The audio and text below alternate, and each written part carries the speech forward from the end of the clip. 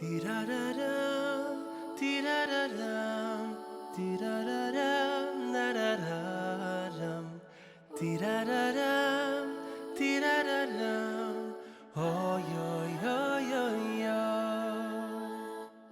Boi B'Sholom, Ateres B'Alam. On behalf of the Yashar Initiative, I'd like to thank you for joining our Global Tisha B'Av program, Boi B'Sholom. It is our schus to present inspiration and advice from our Gedolim, Rabbonim, and professionals regarding enhancing and safeguarding our Sholom Bayis.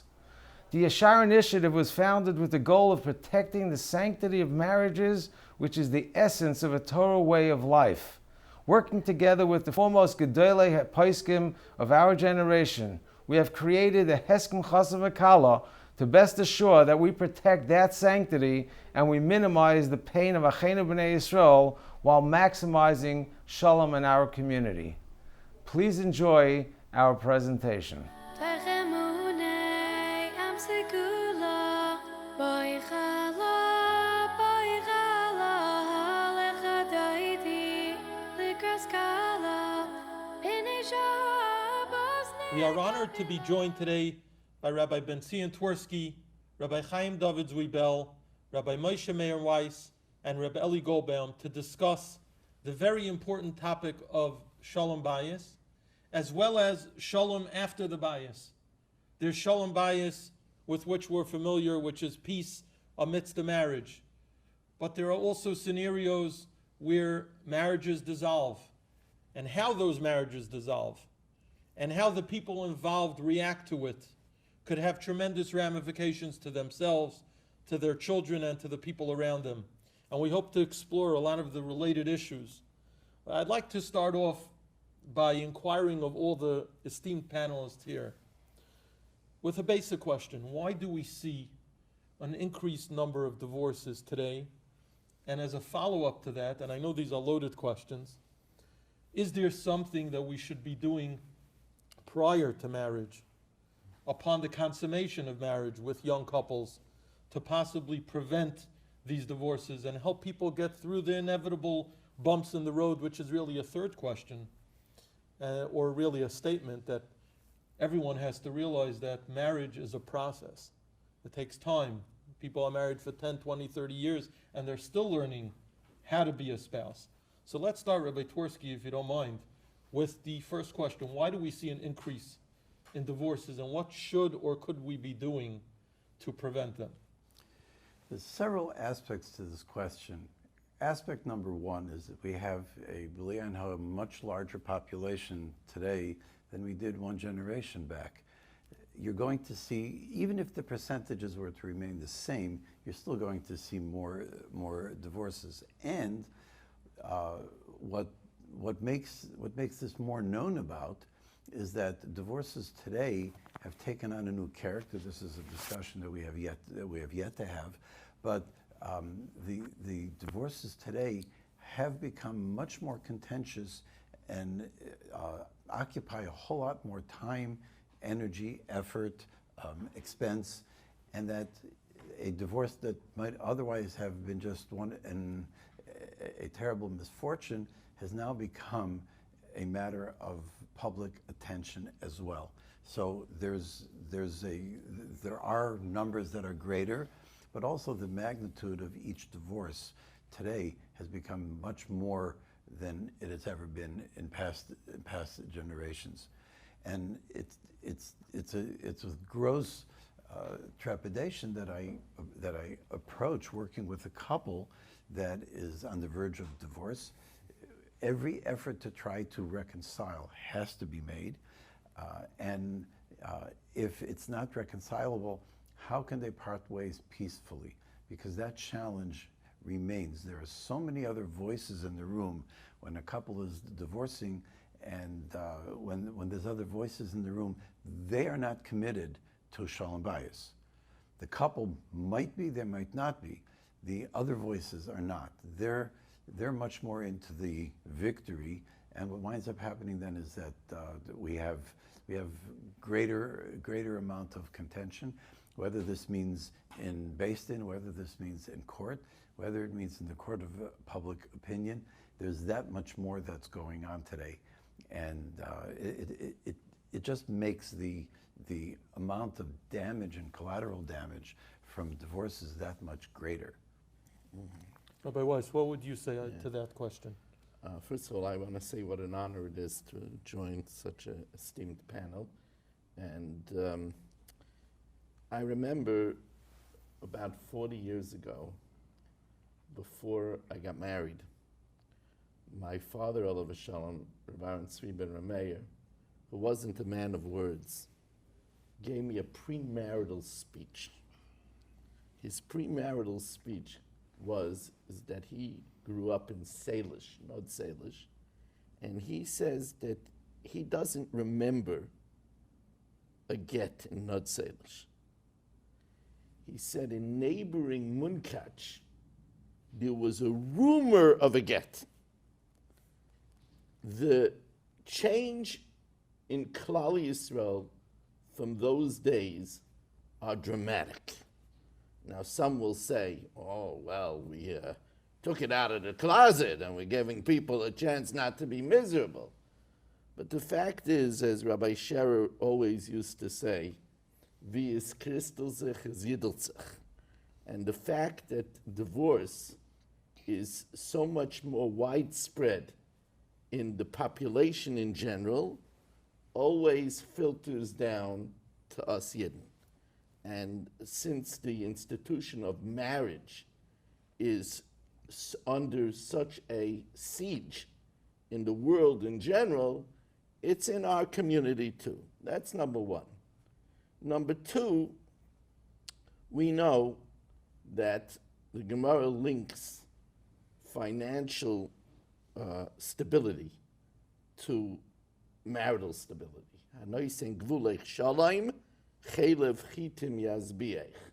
If there's enough chelev chitim, if there's enough food in the cupboard, then there's in your borders peace.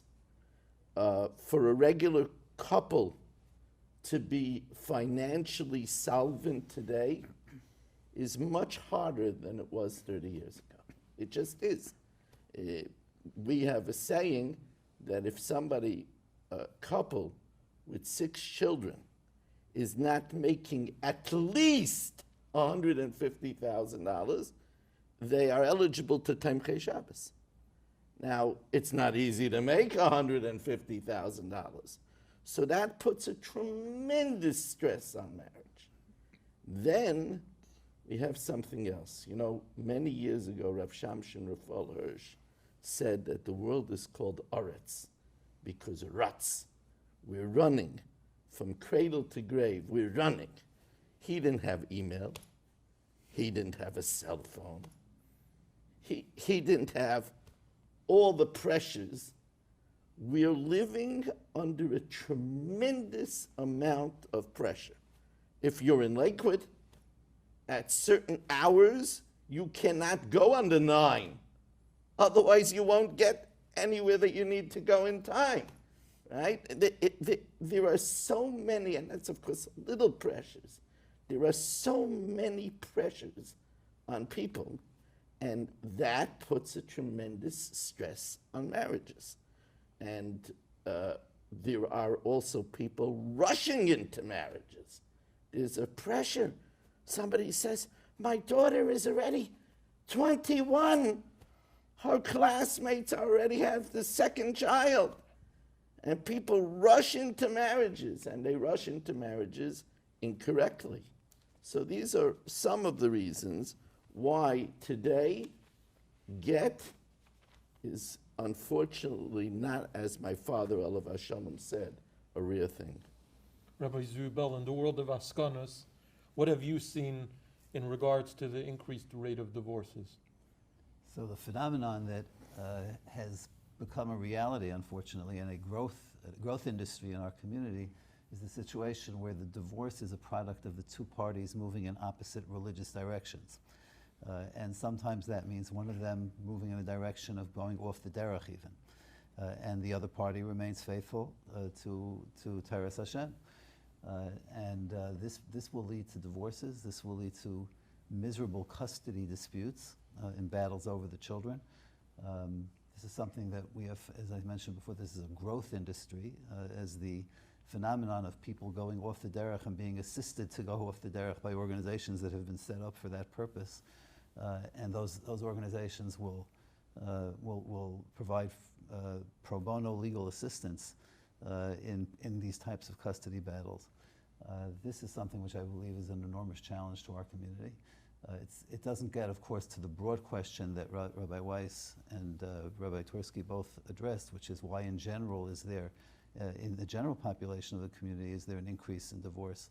But I think that as we get a little bit more granular and look into the different types of situations that can lead to divorce, this is one particular challenge that I think we need to be aware of. Rebelli, you've worked hard keeping couples together, keeping families together.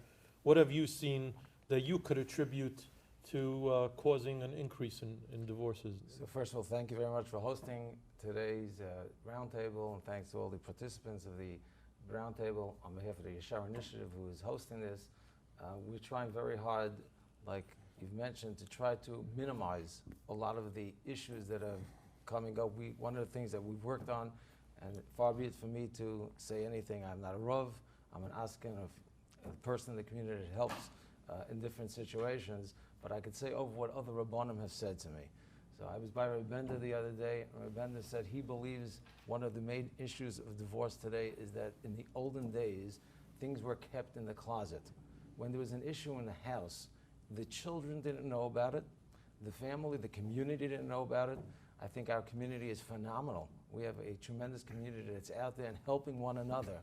But what I've found, and I think Rabbi Twersky has mentioned it before, maybe Rabbi mentioned it a little bit, is the concept that everybody gets involved and becomes a quote-unquote helper in the situation when there is a marital issue that comes up.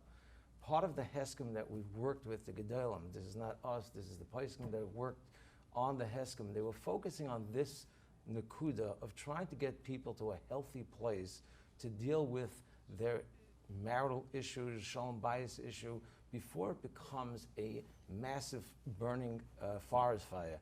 Keeping control, the controlled fire is much easier to put out than that forest fire. Once it gets to a point of a forest fire, there's no turning back. There's no question about it. A number of issues were brought up, as Rabbi Zubel spoke about, the issue of custody, where we have people going off the derech.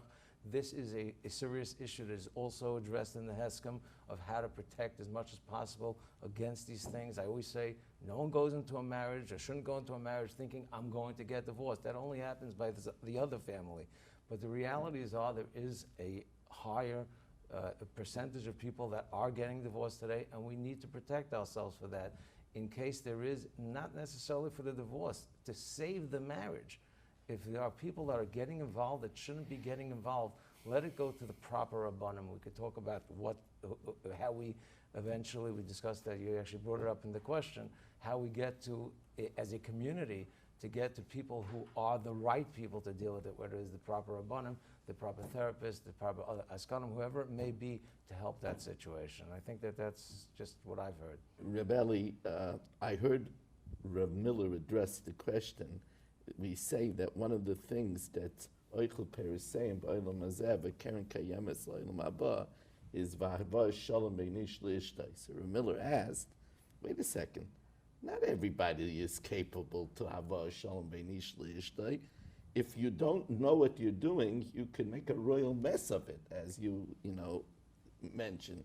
A very good example of that is Rabbi Dr. Twersky, Olav Shalom, used to say that if somebody doesn't know that they can't just speak to the husband and wife together, because sometimes the wife is afraid to say something in front of the husband.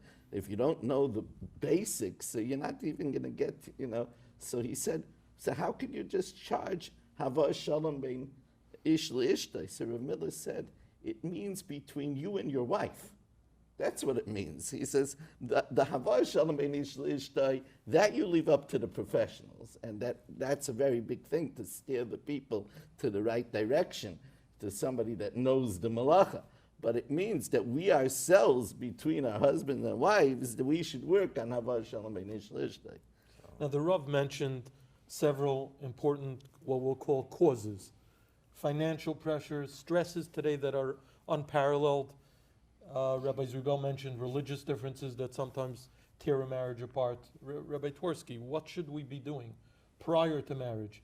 Youngsters, teenagers, should we be prepping them at that stage? Should it be a better chassan shmuz? Should it be a better kala shmuz? What should we be doing before the people get married to prepare them, number one? And number two, is that even enough? Should perhaps young couples a year or two in be going for refresher courses? Because I've heard from chassan rabbeim who I spoke to who lamented that they only get to meet their chassanim before they even know, so it's all theoretical. After they're married and they really know what a challenge might be, should we be promoting such a concept? So yes, times 10. The way that I see this is that there's three major input sources to a chosan or a kala to be prepared for marriage. So, the very first input source is the role models that they have had in life. Hopefully parents, possibly grandparents, possibly extended family, possibly other exposures that they've had, eating by this one's house, being a guest by somebody else. It's those role models that people learn from. Values are not taught through lecture or through reading. Values are taught through modeling. It's the most important thing to do. Interestingly, Aaron HaKohen was able to be the Oyev Sholom v'Roidev Sholom.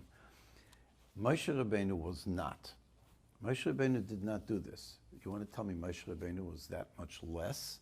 The answer is it wasn't something he was capable of. Moshe Rabbeinu was in his ohel, other than hearing the Dvar Hashem, saying shir, paskening shilos.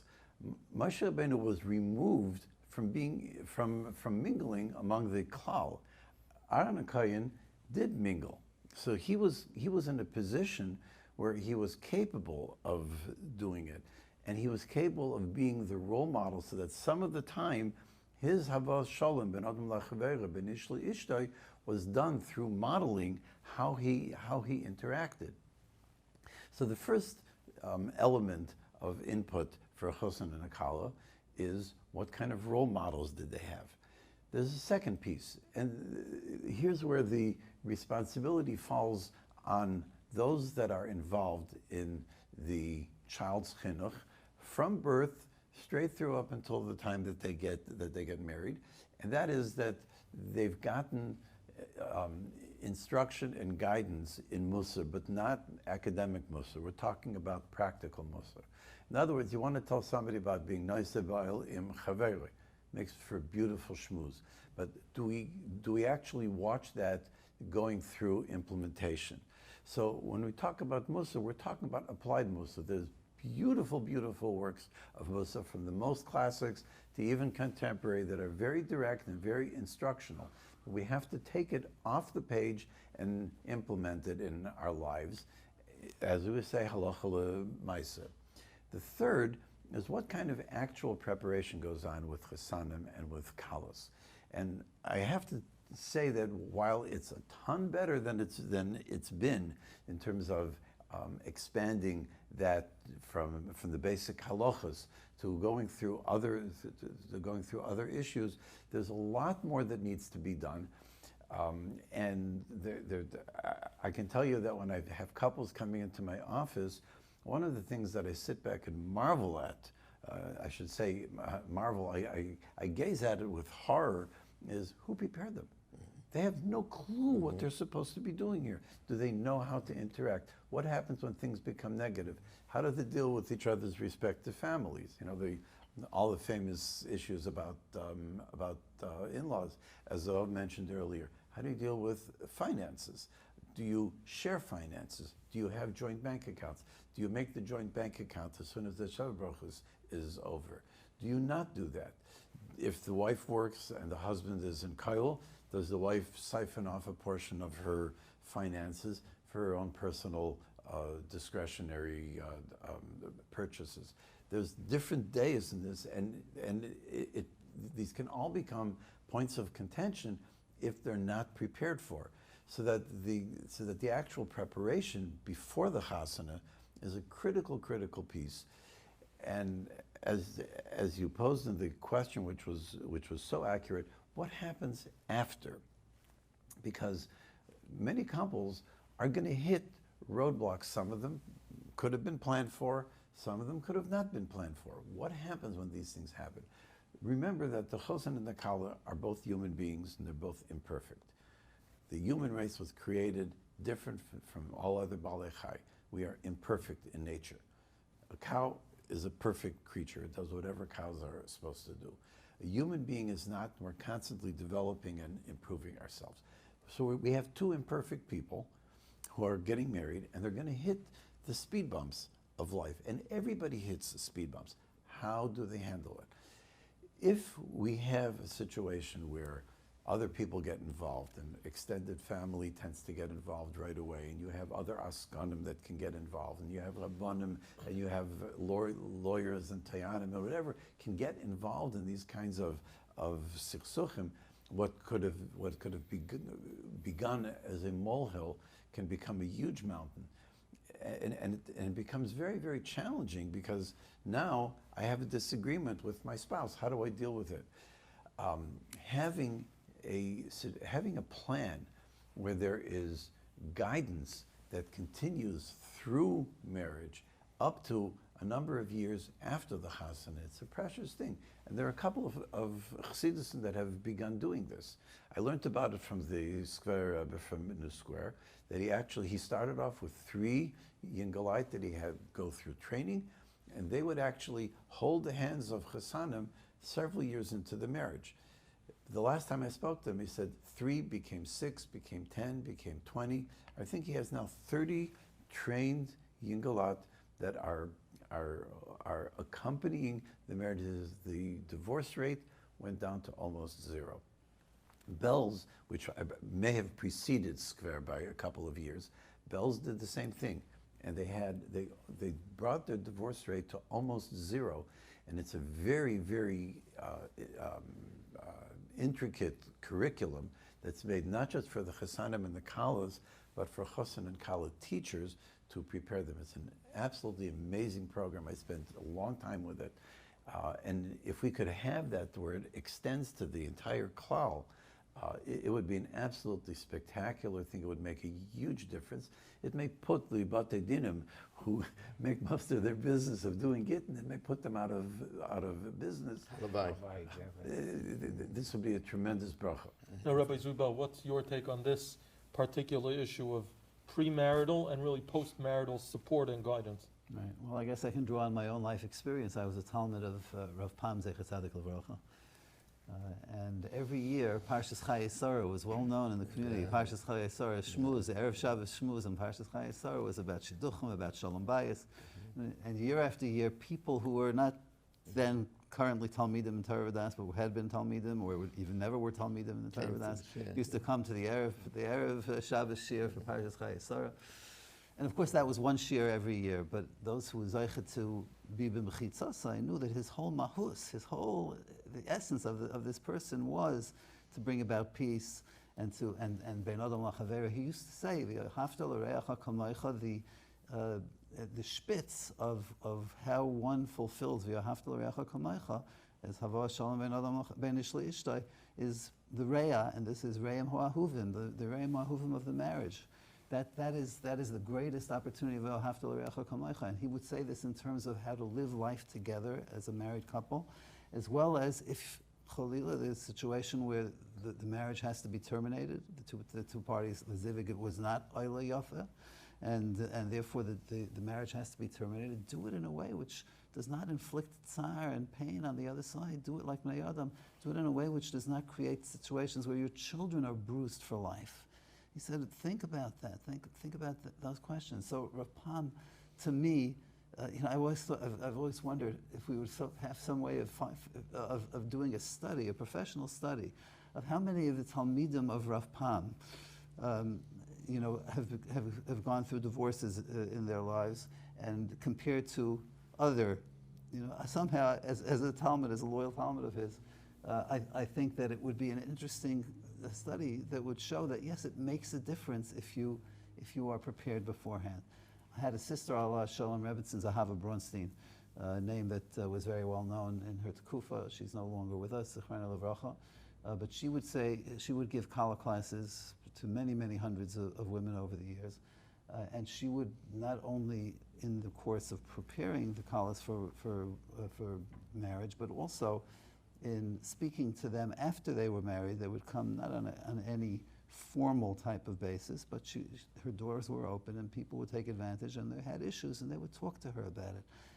Young couples are living in a pressure-filled world with all different kinds of challenges that they're not really equipped to handle on their own. And so, yes, I think it is important that to prepare for marriage in the sense of teaching a darchei noyam lifestyle and emphasizing that to the Talmidim, the practical, applied musar that Rabbi Twersky was speaking about earlier.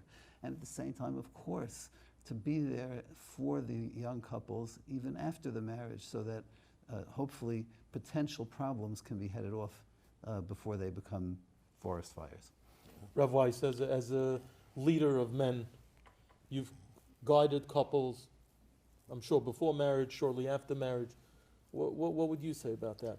Yeah, first of all, just hearing from Rabbi Zvi Bell, Rabbi Palm, I'll just say one thing over that he said about marriage, which really sets the stage. And the story goes that he was in the back of a wedding, and a non-religious woman, and perhaps it might have even been a guy, asked him, why is the bride doing ring around the rosy around the groom? And he said that she's making a statement that from now on, he's the center of her universe. And, you know, Rav Palm had such a, he put such a supremacy on the institution of marriage. You know, Reb Chaim Vital is famously known for having said, somebody asked, how could you tell the character of a person?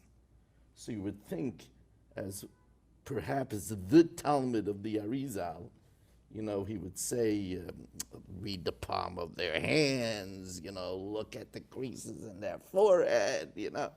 He said, see how the person treats their spouse. That is the entire spectrum of midos.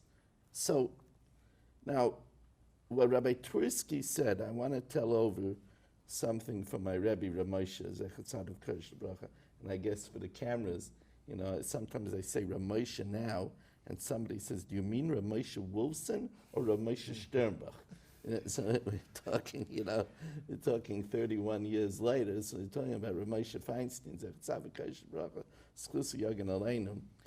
He said that the yeshiva has to have a place in the Catskills. And they asked him why. You know, on a year like this, it gets so complicated. Elul starts in the summer. They asked him why. He said, because I want the Bochrim to see the Rebbeim, how they act with their families. As Rabbi Twersky said, we need to model behavior. I just want to say a cautionary statement that somebody listens to that and says, oh, I told my children that they shouldn't date a divorced family. You see, they didn't see it in the home. It's not good. But sometimes they see what not to do, which is also a tremendous way to learn, you know. You know, they say, what can you learn from a Rasha? You can learn from a Rasha what not to do. Now, the preparation is a very big thing. And although Rabbi Twersky, you know, says, it's easy to know something up here. It's a lot different, you know, to bring it down to actual lamaisa. You know, it's a whole different thing. I found that in a lot of cases, the girls have been getting more practical preparation than the boys. For example, for 37 years, I gave a class once a week, 17 years in Mechon Beis Yaakov Seminary, where I prepared the girls to be good wives and good mothers. That's what I did. And they heard practical things, and I meet now husbands that thank me for what I taught their wives. This is a necessary preparation. The boys, if they attend the yeshiva where they hear from someone like Rav Palm practical things about being careful in the dormitory, about Gezel Shina, and about how to talk and word selection. He didn't even like thingamabob, and So if you get whatchamacallit, right? He said thingamabob, I think, also. I just want to say a maisa that I heard from Reb Ruvain. Reb Ruvain said that he gave a chosin shmuz to boys of that age, and he said to them in the shmuz that if you come in to the bathroom and you see your wife squeeze the toothpaste in the middle, don't get upset. That's what Reb Ruvain said. So there was a chasana, and the young man, not wanting to miss Shachris, didn't go to a hotel at the night of the wedding. He slept in the kollel house so he could come to Shachris. And the next morning, he knocks on the Rishiva's door. So Reb Ruvain told me, a chassan knocks on his door in the morning after the wedding. He's a little bit nervous. He says, Rebbe, everything's fine. I just have to tell the Rebbe a story. He says, I want you to know that when the Rebbe told us about the toothpaste, I was insulted. I was in the shir, and I was insulted. I mean, here we are, we're learning Tam Kike, we're learning Takfakayin, and you have to tell me that I shouldn't get upset at the woman that I'm going to marry? He said, I want you to know, Rebbe, this morning I walked into the bathroom, and the toothpaste was squeezed in the middle, and I started getting upset. And then I laughed. So what's pshat in that?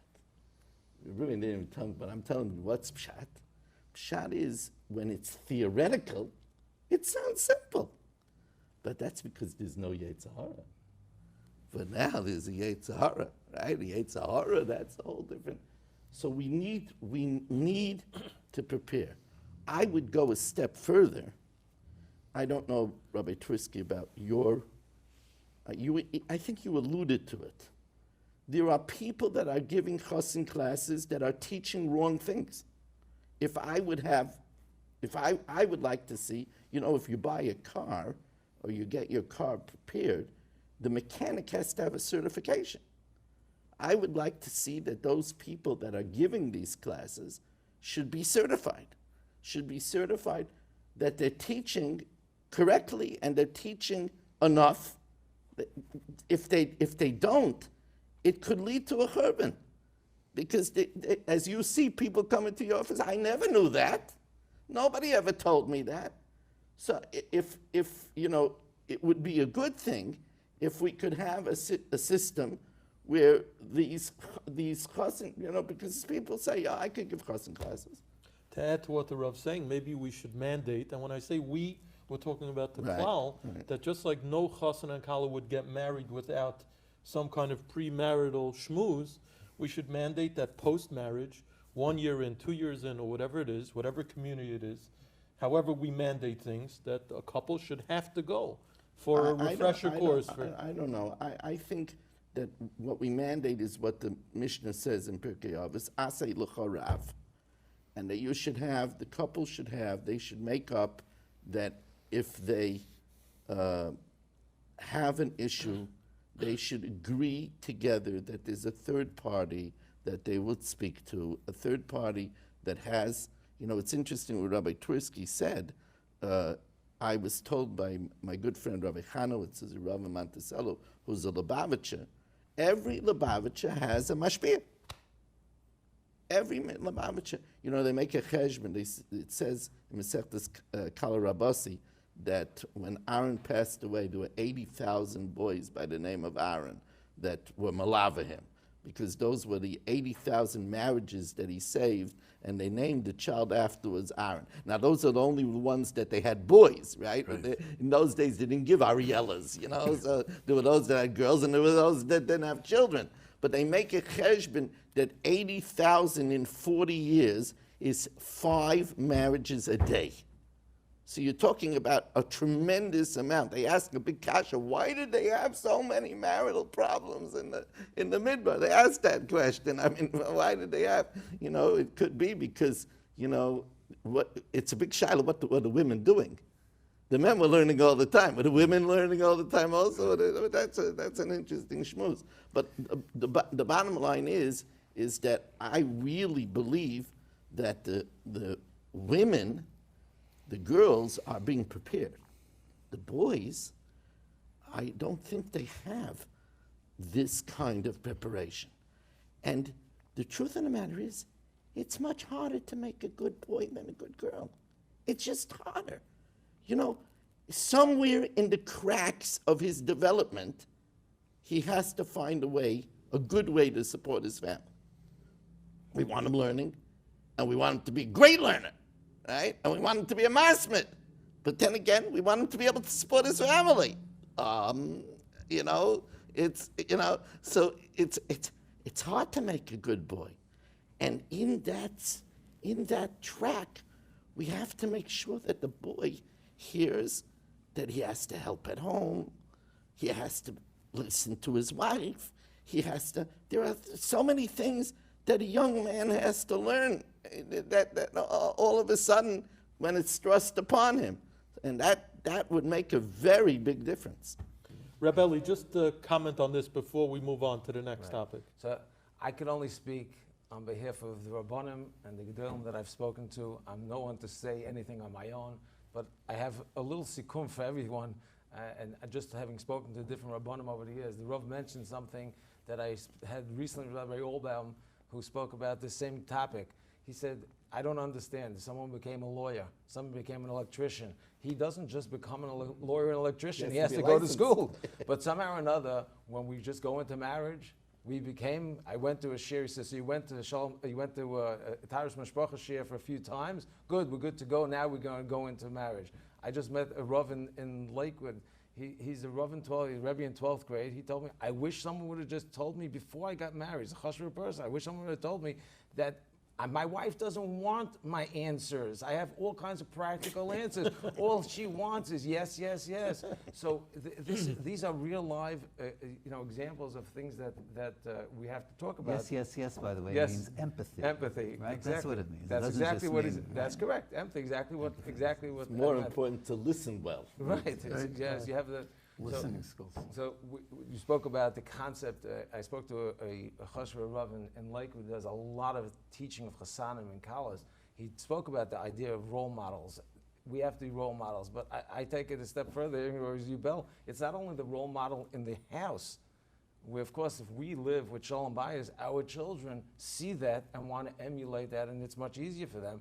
But by extension, what Rabbi Bell mentioned as far as Rapam, if my Rebbe is hacking this in my head all the time. And that's the way I was brought up for my Rebbe, my role model as a Rebbe. Of course I'm going to... And again, and not just hacking it in my head, but living it. Living that Modeling lifestyle. it. Modeling Modeling it. it. So these are things that without a question, we have to work on. But I think he brought up another very valid point. And I heard this from him. I think Rabbi Goldwasser has told me as well. When we look for shidduchim for our children, very often we're looking what looks good to the world for me. What does my children want in the shidduch? And again, this is not my words, these are people who are involved in the sugya. He says very often when his words to me were people have to spend a tremendous amount of emotional energy before their child goes out to date and say, what is it that this child needs? And then go find it regardless of what the world is going to think. Mm-hmm. And I think to me personally, that was a tremendous point that we have to think about before we just let our children go date, because it really ties into a lot of the problems that we're dealing with. We pushed our children into marriages that they don't really belong into. That's an extension of Chanoich L'Nar Al Pi Of Darkei. Darkei, absolutely. So Rabbi Weiss brought up Haselech Harav, and it sounds simplistic, but if you look around, many of the graduates of our system, they reach the age of marriage and they do not have a Rav, they don't have a Rebbe, and surely not a Rebbe or Rav who they feel comfortable going to with a marital issue. It's one thing to go to a Rav with a Hilchah Shabbos Shaila, but to go to a Rav when your marriage is on the rocks or you think something is wrong, and right away there's a fear of stigma, and many people will preach, go to a therapist, go to someone for help, and people will think to themselves, no, that's for other people to do.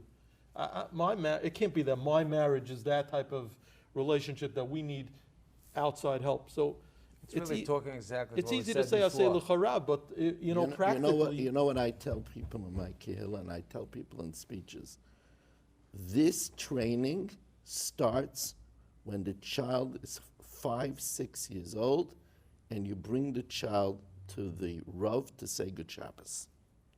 And people they're in a rush to get out, to go to the Kiddush, but when you bring a child to a Rav to say Good Shabbos, every Shabbos, that's 52 Shabbos a year, and then on Yom Tov, by the time that child becomes bar mitzvah, he's gone to the Rav and showed respect thousands of times. That plants a seed in the child to go to a Rav. I remember I came home from Yeshiva Staten Island. I was the big Yeshiva Bacher, and I had chavrusas even when I went home. And I remember it was Shabbos HaGadol, and my father, Olav Shalom, said, "Where are you going?" So I was going to learn my chavrusa, Yossi Eisen. He said, "No, you're coming to Rav Singer's Shabbos HaGadol Drasha. And we have a Rav, you come to the Shabbos HaGadol Drasha."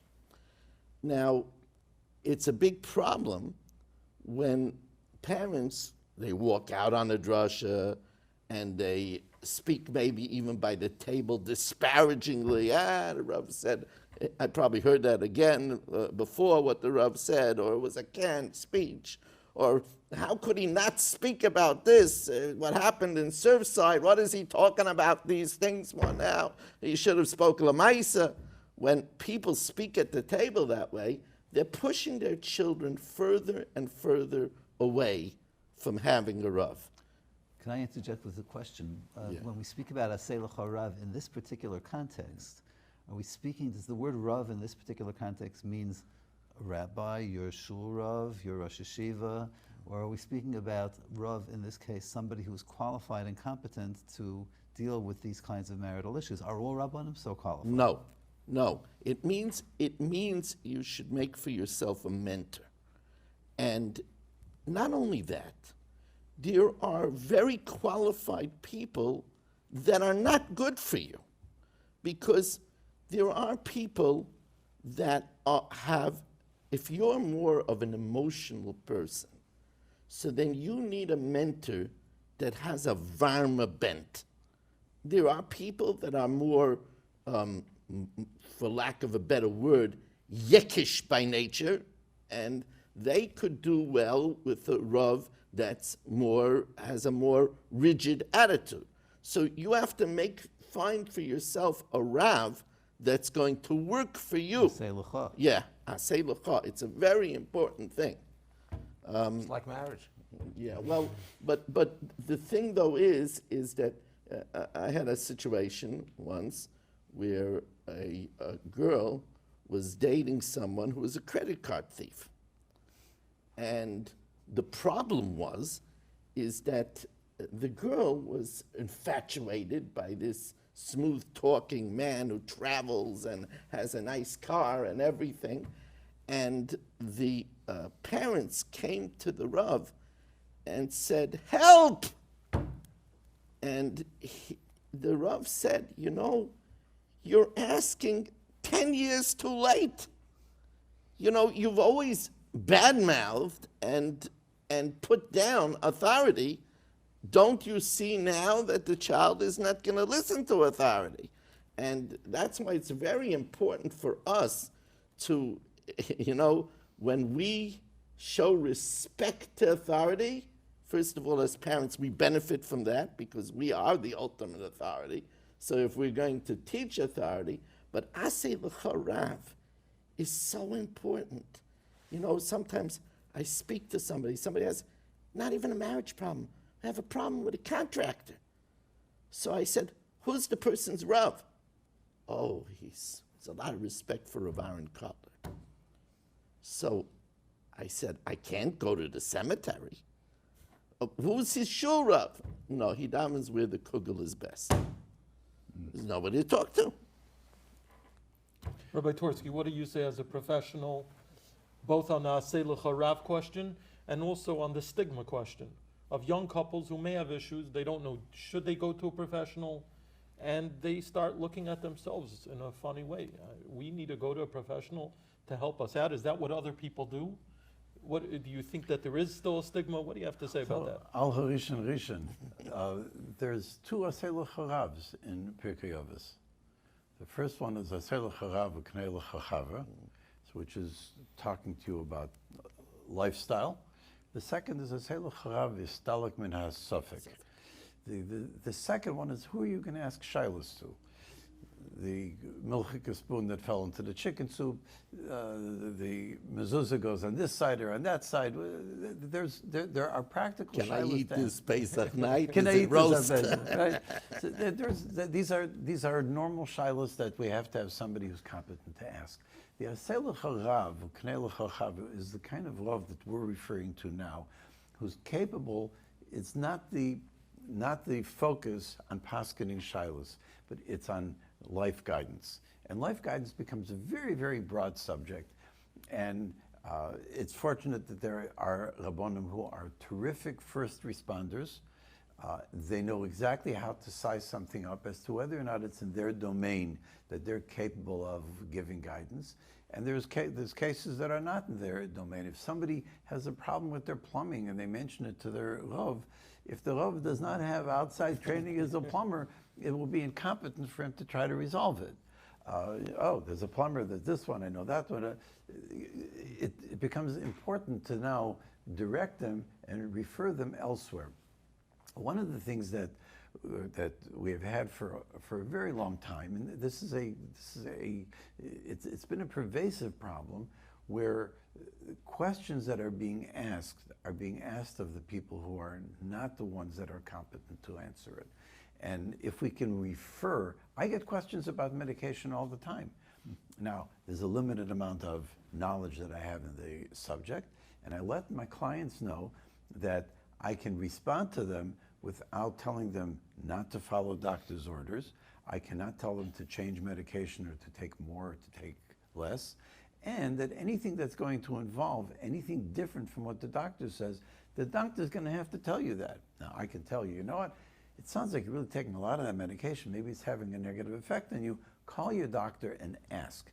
Or I call the doctor. But the point is that I have to refer that out because it's not something that I'm capable of. We have had countless cases over the years, and I have to tell you that this is a situation that's gotten immensely better over the last 20-some years, where people go to Rabbonim with personal problems. Now, whether it's Sholom Bayis or it's anxiety or it's learning disorders, a lot of questions have been asked of Rabbonim. Why? Because that's what people felt more comfortable with. They know that it's not going to go out into the street. Nobody is seeing them do anything other than speak to their love, which is a very natural thing to do. It's safe. So it's safe. Mm-hmm. And when they do that, they can either get the right guidance, or they can be directed to the right guidance. What's sad is that there are a lot of people moving into the rabbinate that are not coming in with that kind of background, and they do wonderful jobs. They can speak Bashal Shuddus. They can give a daf yomi. They can give a shir. Besides that, they can give a lot of tremendous gifts of their guidance to their kehillas. But when it comes to personal problems, they get stymied, they get stuck. I don't know what to do here. It's not something I was trained to do. So are you suggesting that every Rav Marda Asra Manik should be going for some kind of training, interpersonal training? Is that what you're suggesting? I'm going to give a very broad yes. And the broad yes is it does not mean that I'm sending every Rav to go to college, right? We have to know where there are people that we can go to who can give us this kind of I think guidance. to paraphrase what Rabbi Hissinger is saying is we're living more and more in the world of specialization. You know, when I started my Rabbonis, I never even heard of anorexia. Who heard of anorexia 38 years ago? But now children are dying from it. You know, we live in a world now that has become so complex that there's different selections on a birth certificate of who a person is, which we didn't have, you know. So, and this is a very specialized world. And we have people, as Rabbi Twersky said, he's not a psychiatrist. He's not telling people how much lithium to use. There are people that specialize and they train for years and years and years how to know to calibrate medicine. And there are people that if I have a girl, I don't, Baruch Hashem, but if I have a girl in my kehillah that's a cutter, then that's really a specialized field of why a girl is cutting herself, and what I say to her could make her cut more. So, I got to get somebody who has dealt with 100 cases. It's not going to help to send me to learn that. First of all, how much time do Rabbonim have? If we're preparing shiurim and we're chazering in order to be able to paskin shaylas, we don't have time to go to specialized school to deal with a cutter. We don't. But we have to have the knowledge to delegate. And if somebody tries to do it on their own, they're being criminal. If I can bring this full circle, I think that it's not just then the question of, we're not asking the Rabbonim to become experts in specific areas. At the same time, it's probably right that the Rabbonim should not be bypassed when we're talking about the kinds of sensitive emotional issues about Sholom Bayis and preserving marriages, because you need a hashkafas hatayra to do that properly. So the Rav will not just willy-nilly say, well, go to somebody who has a degree in marital counseling, because they may not approach this very sensitive topic within the ruach hatayra. So the Rav himself will have a list of people that he feels comfortable with. These are people who not only are trained professionally to deal with these kinds of issues, to provide therapy and so on, and guidance and advice, but do so within a hashkafas hatayra. That's part of, I think, what the Rav's role is. And also, you're right that sometimes younger Rabbonim at least have to be trained to recognize the problem. So there, it's like we're training our Rebbeim now so that they should be able to see dyslexia in the class, and that they should be able to recognize. We're not saying that the Rebbe will be able to solve the dyslexia, but at least he should recognize it before the child goes. They don't have to wait for the parents to come to him, but rather proactively. Or the child to go off the derech because he wasn't able to learn a piece of Gemara, a piece of Mishnayos. So recognizing the problem. I just want to add about the stigma, because you asked about the stigma.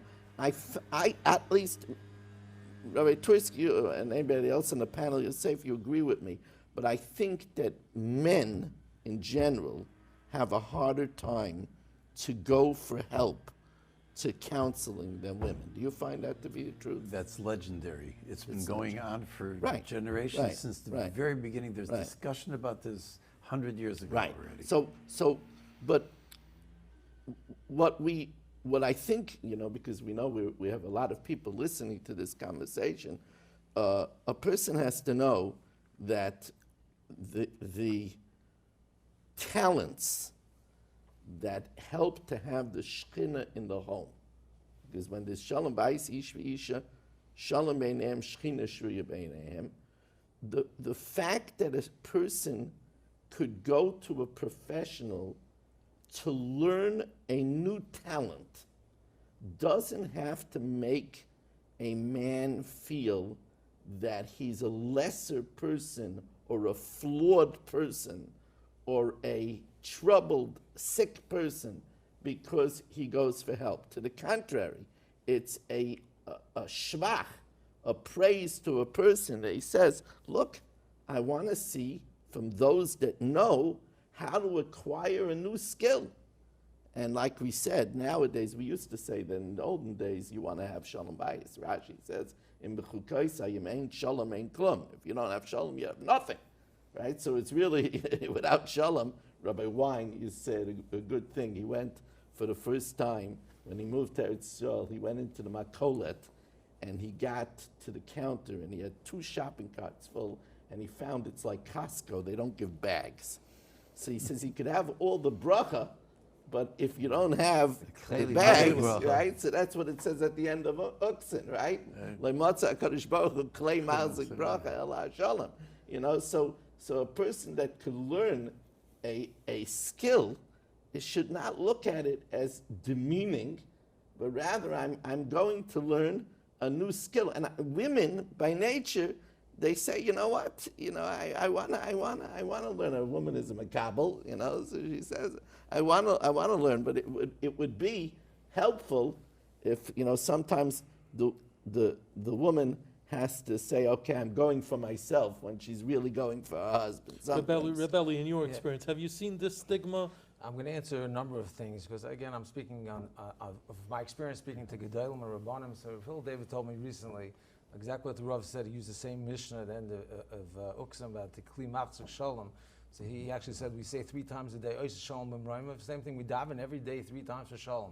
He says he finds that people suffer immensely because they don't follow Derech HaTorah and Derech HaSholom. Those are his words to me.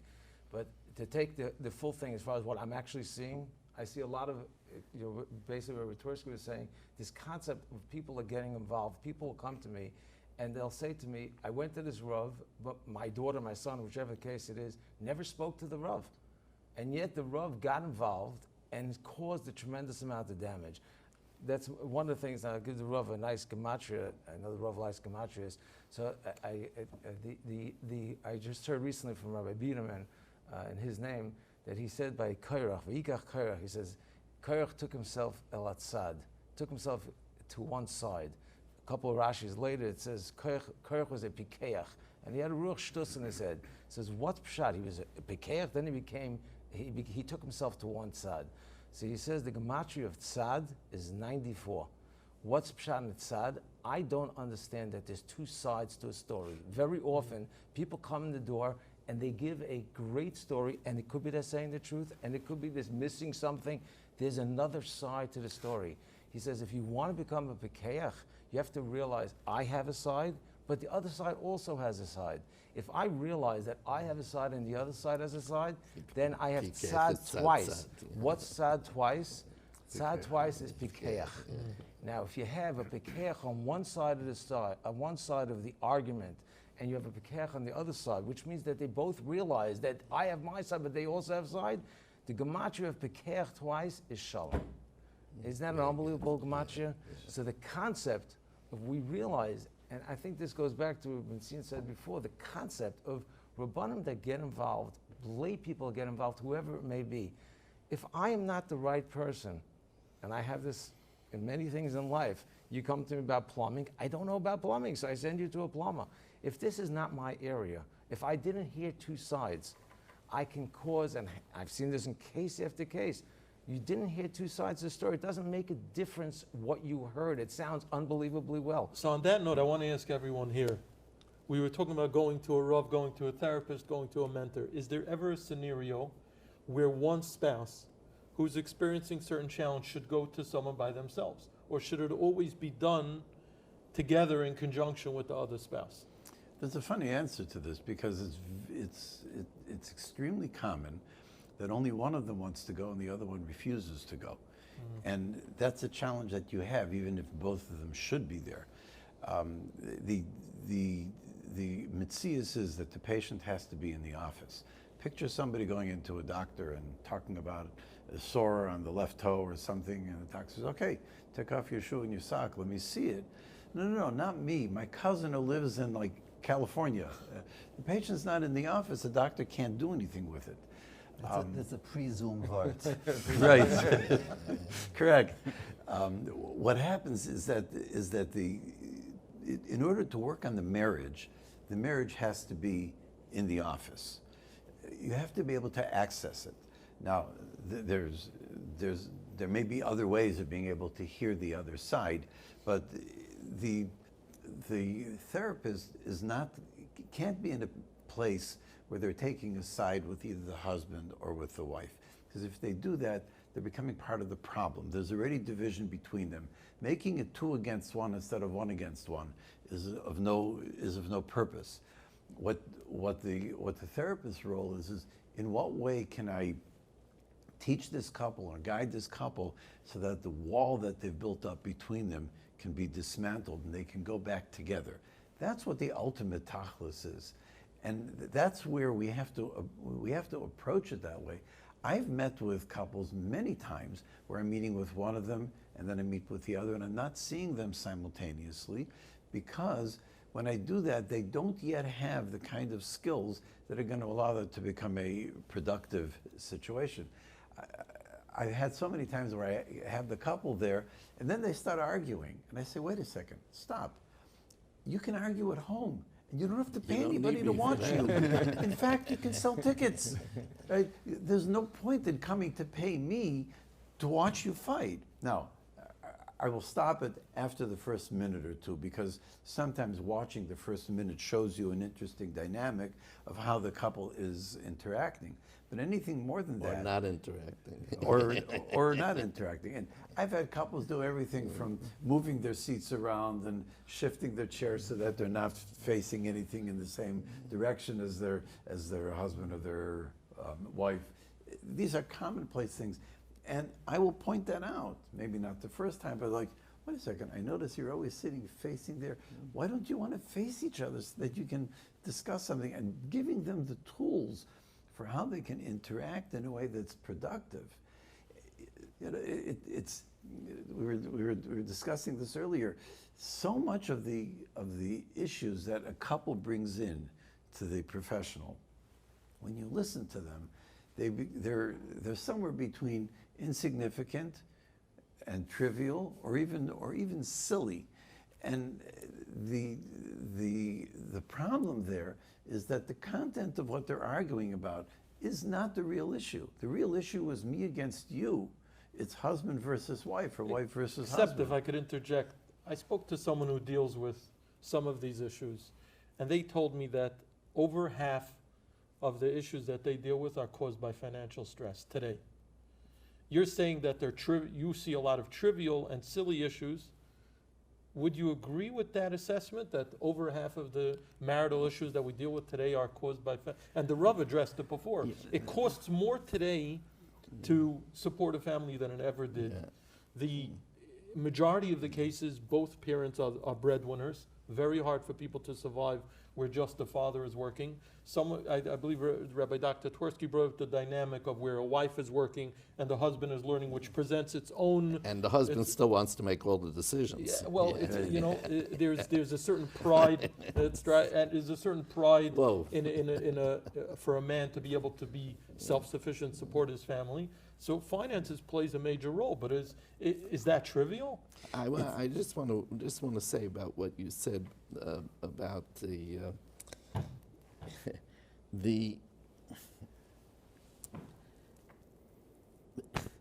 when we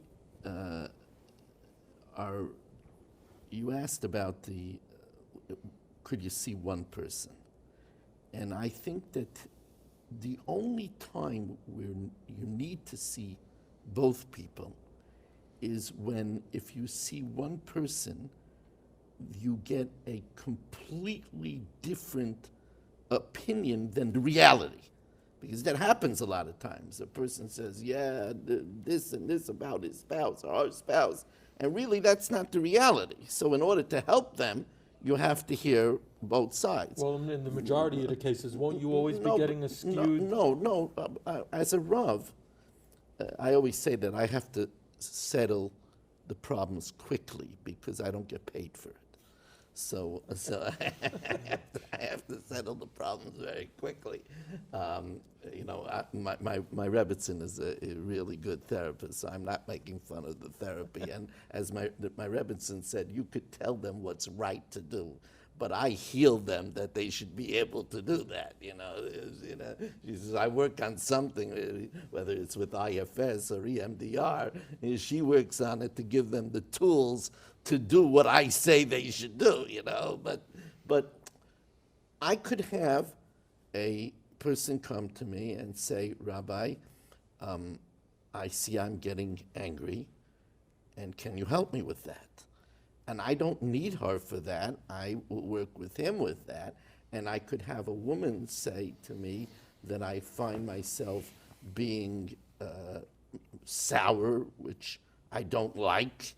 And, so in those cases, yes, you could go by yourself to therapy. If you recognize, and to a Rav for advice, if you recognize that you have a true story. I had a man come to me and say, I heard my wife laughing on the phone, and I got very upset. So I said, why? It's great your wife is laughing. He says, you don't understand. She never laughs at me.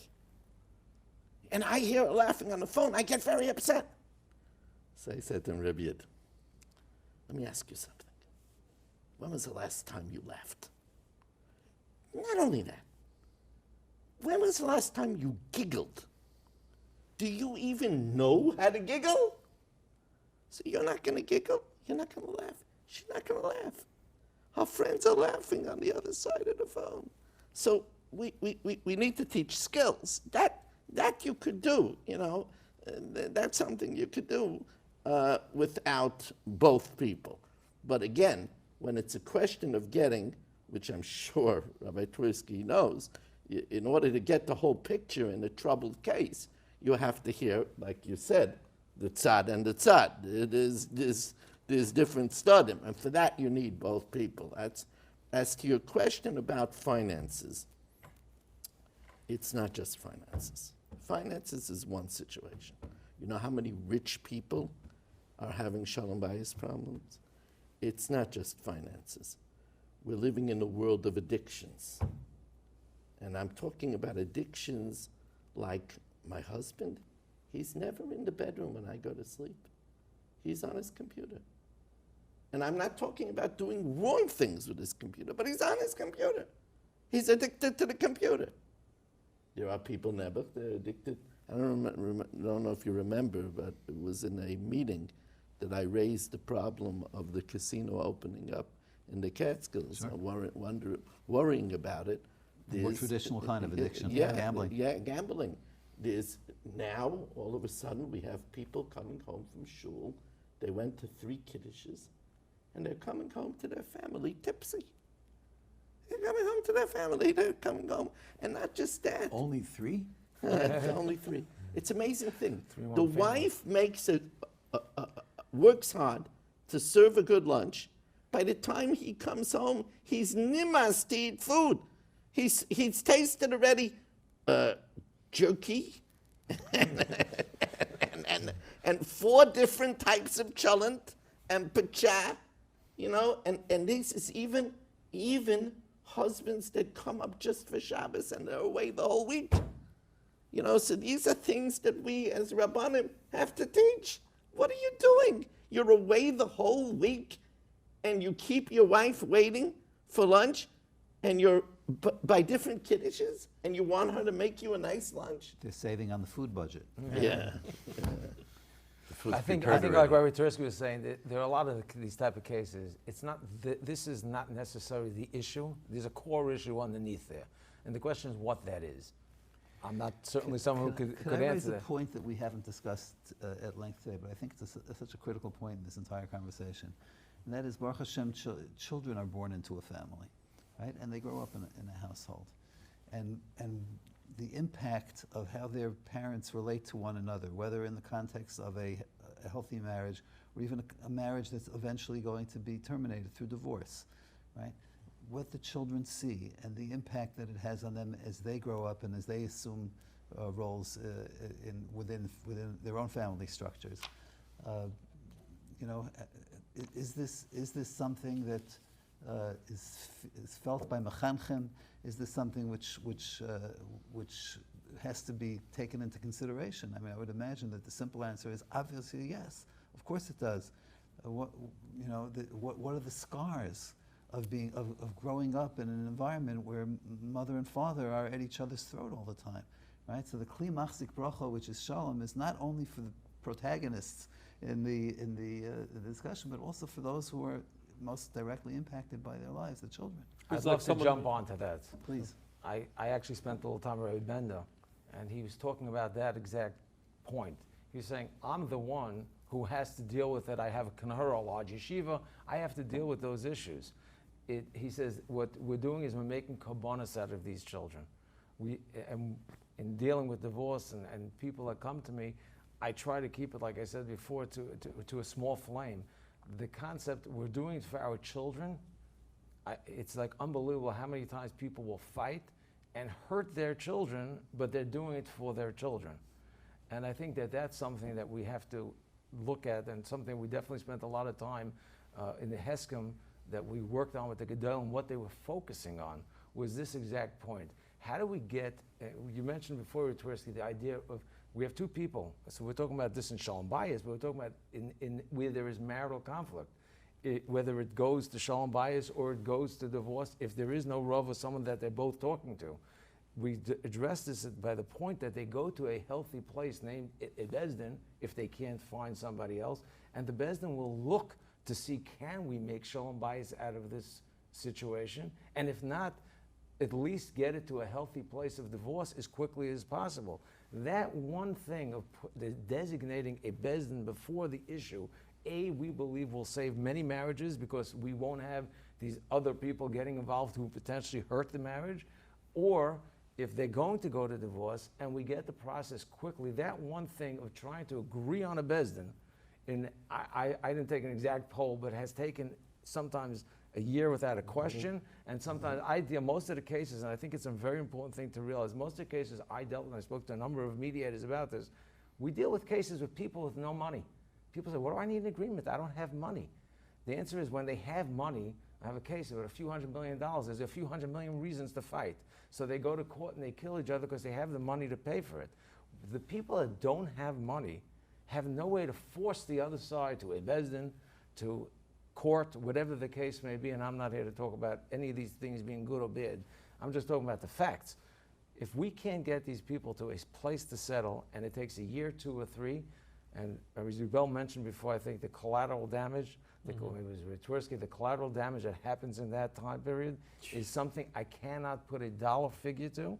You can't, it's unrepairable. Also to the Gesund. We're talking about to the Gesundte people, it's not only the couple, it's the Extended parents, family. the brothers, sisters, uncles, whoever may be involved in the case. I know cases where people have literally died, like the Rav says, Gesund, during a divorce. I don't know what the reason was, that it added certainly the stress and whatnot, didn't help the situation. Rebelli, take a moment. Tell us about the Heskim Chasam V'Kala that you've worked on. Maybe we'll talk about that for a moment. Okay, so I just prepared a few points that I number one, we just mentioned this idea of designating a Bezdin and the ramification of that.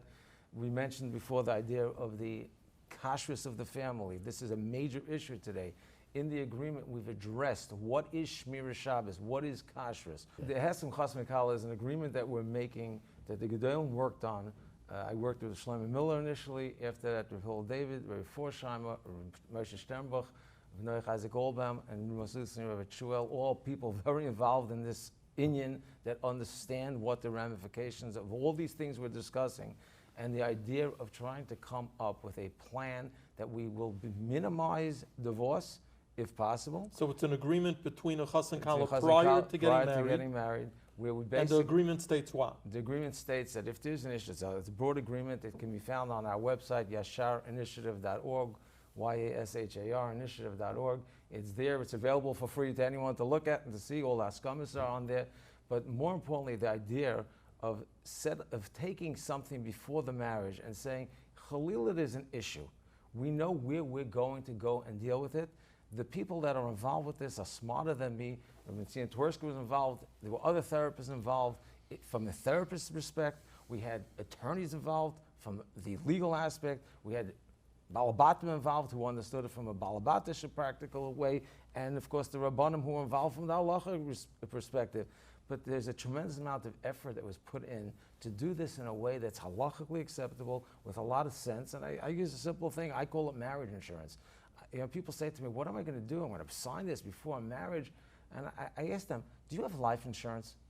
Why do you buy life insurance? To me, I buy life insurance because it's a protection, chalila, something happens. And what does my spouse feel about the life insurance? They feel, this is a responsible thing I did. I took out life insurance, chalila, something happens, I am protected. What is the chance of someone using that life insurance, certainly a young couple? 0.0%. I mean, really, it's almost nil. But yet, everyone realizes the importance. We have to have life insurance. Chalila, something happens. Same thing with homeowners insurance. We don't want our houses to burn down, but we buy insurance. Exactly.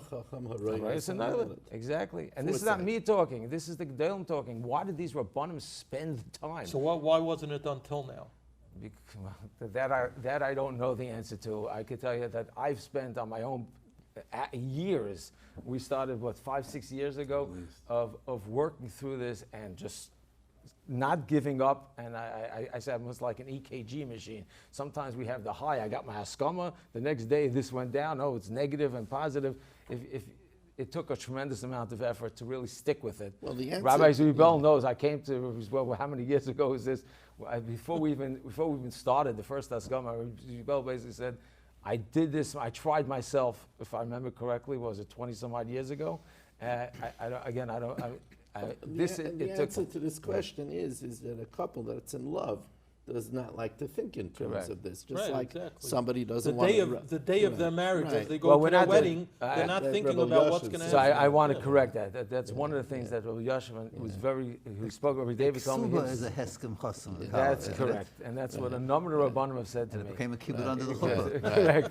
So the ksuba is a heskem, but more importantly, Rabbi Yashar, and it's there not only from a halachic perspective, from a legal perspective as well, that it should not be signed by the chassan tish, because if the chassan doesn't understand what he's signing, or the kala, it's sort of like you're forcing them to sign, and that could potentially be a legal issue. But beyond that, halachically speaking, Rabbi Yashar said that he doesn't want it to be signed at the chasana, so that people shouldn't think it's part of the ksuba.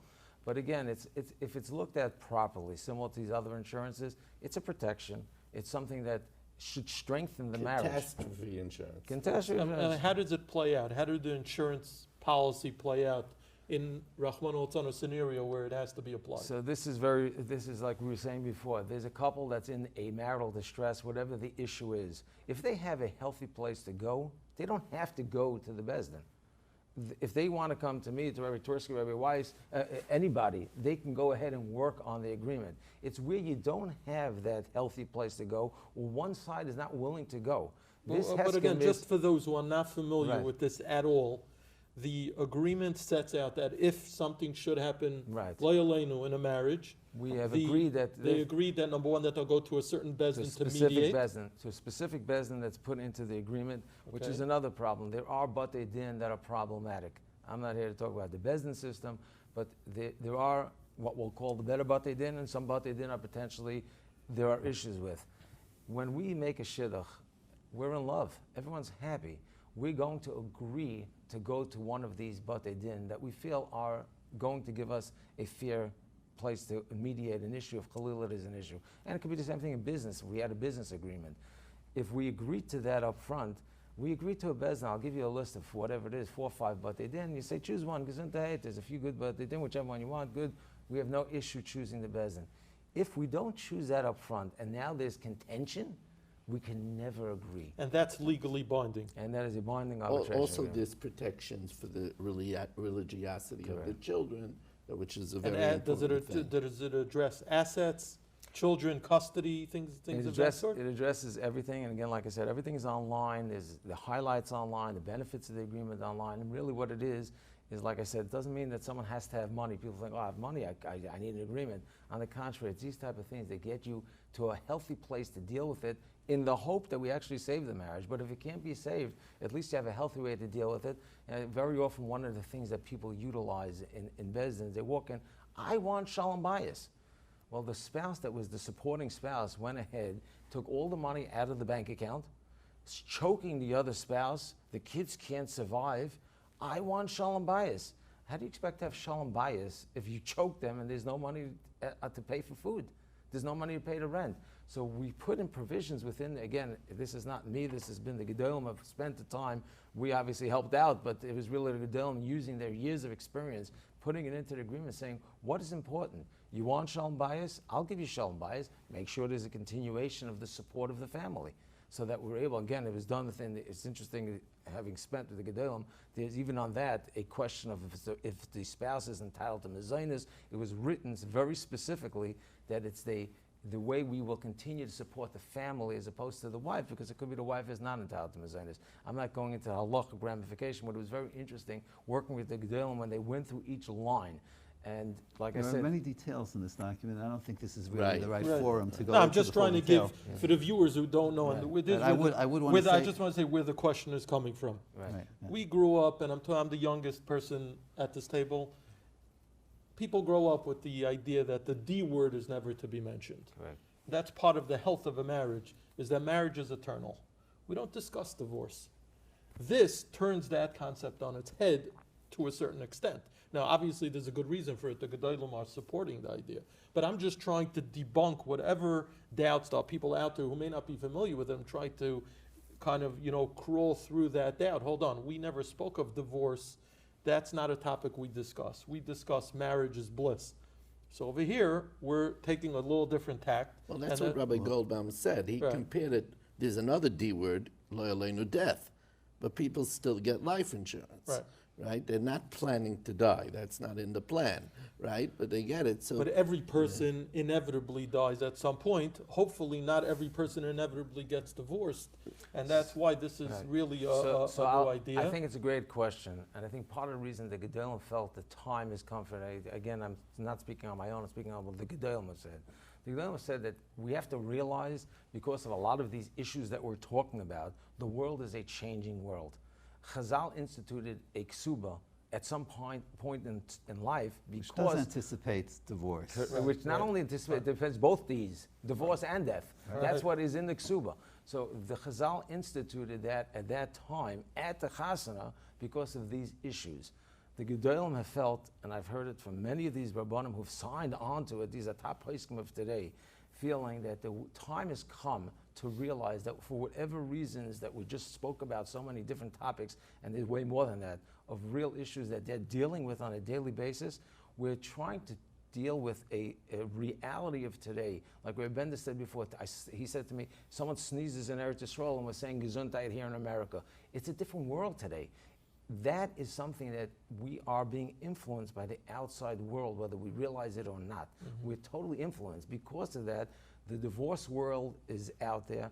Rabbi Twersky spoke about many other issues that until now were kept under the rug. Rabbi Weiss spoke about many issues that were kept under the rug. We're realizing, as Rabbi Olbaum said to me, years ago, we didn't realize dyslexia as being an issue. Today, we realize there's something in the brain that's a metzius. So therefore, we're treating that. We have the same things today, where there will be personality disorders, many other issues that in years past were not dealt with. With today, with therapists and whatnot, bringing these issues to the front, and if you talk to people, again, I'm not experienced enough to say this, but if you talk to people experienced enough, they will tell you that the children of those marriages that were totally dysfunctional, that we kept together, and I'll let Rabbi Twersky speak about that, they kept these marriages together, and it turns out that those children were way worse than if they would have been separated. Again, I'm not talking about the average family, which is a basically healthy family where you could work on Sholom Bayis. We're talking about where there's real dysfunction. So I'm just flashing back to a workshop that took place several years ago in the summertime, where several professionals addressed the question. The topic of the workshop was staying together for the children, with a question mark.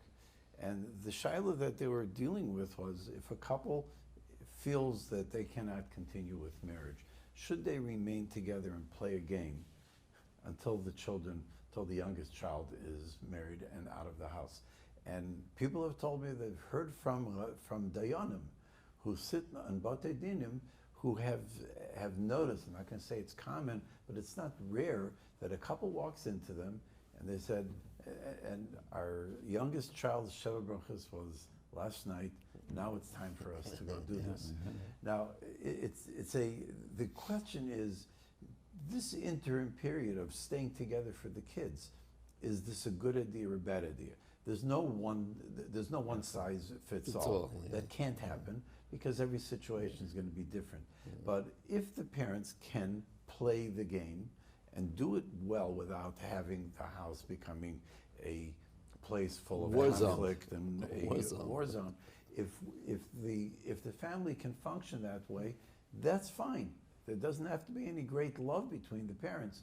It's certainly not the optimum, but it may not be a terrible thing, and they're watching some degree of stability. If that's not the case, and the parents are going to continue fighting, just keeping the conflict in the home and exposing it to the children, that's really an unfair thing to do. It was mentioned earlier, but I recall hearing this quote from Rabbi Sol Salanto, where the Gemara says that Hamagarish Ishter Yishayna Afilu Mizbeach Meredol of Demois, that even the Mizbeach sheds tears. And the question was, how many Kalim are there in the Beis Hamikdash? Could it be the Oren, it could be the Chayshin, it could be the Kir. What's is up is the Mizbeach? He said, because Mizmakriv Karbonas, and the children are the Karbonas. I've heard this from David, I heard this from a number of Gedolim, so obviously they all feel the same way. I'll tell you an interesting thing. In this week's Parsha, it's brought down in the Oilus Ephraim, which is a Klei Yoker.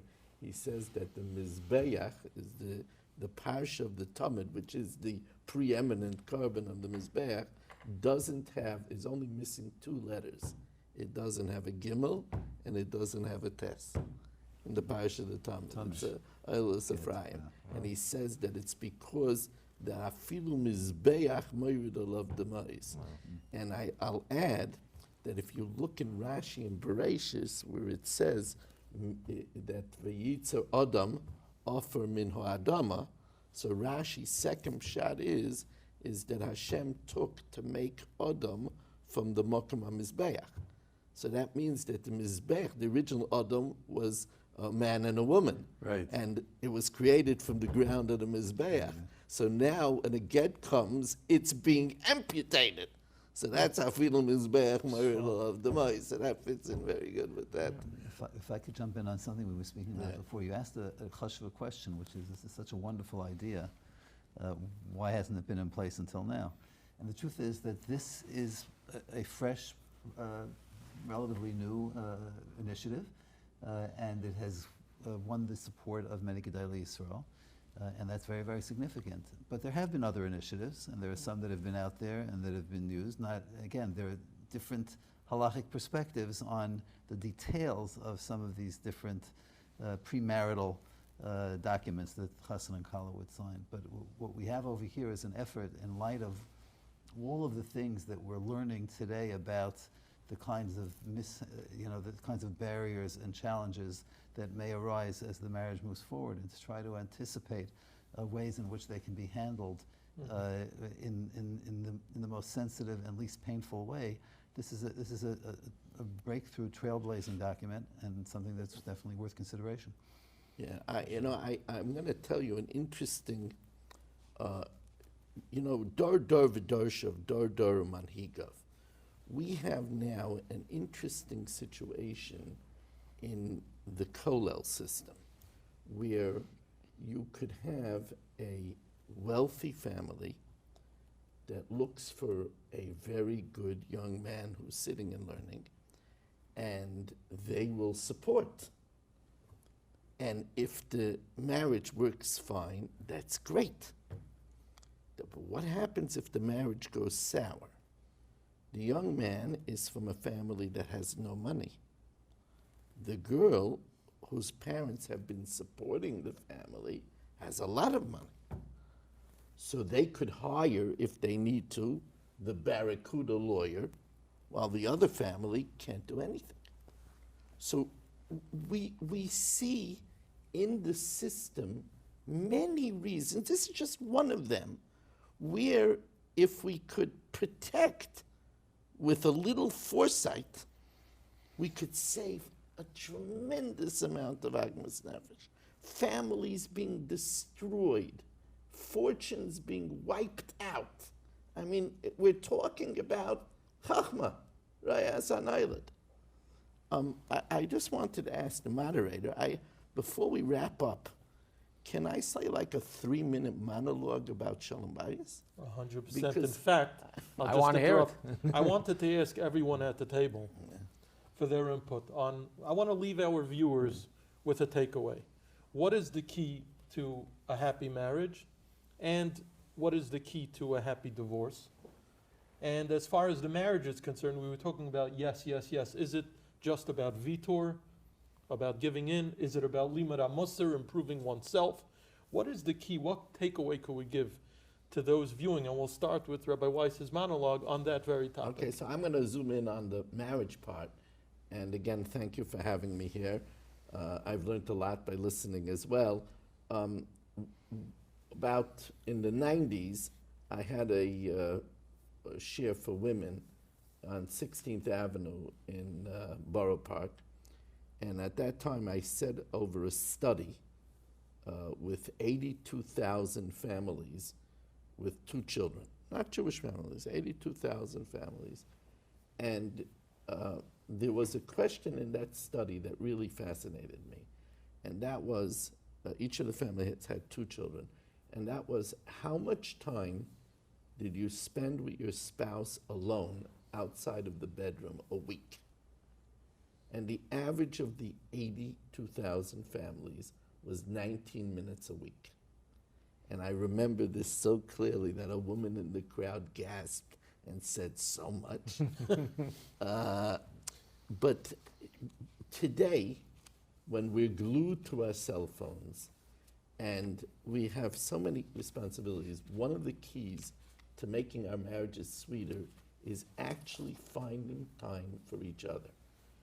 When I speak to groups that are looking for prospective shidduch, I talk about looking for recreational compatibility, because there's something very healthy for the marriage if husband and wives figure out how to spend time together.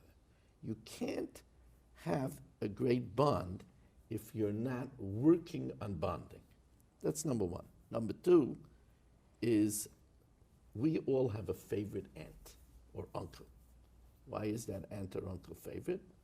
Because they say, oh, I always knew you would be something special. They say nice things to us.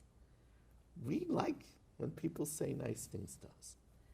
And if you could learn to say nice things to your spouse, you elevate it from a humdrum union to a magical union. We did it when we were dating. If we do it, that's the kol chasan b'kol kala.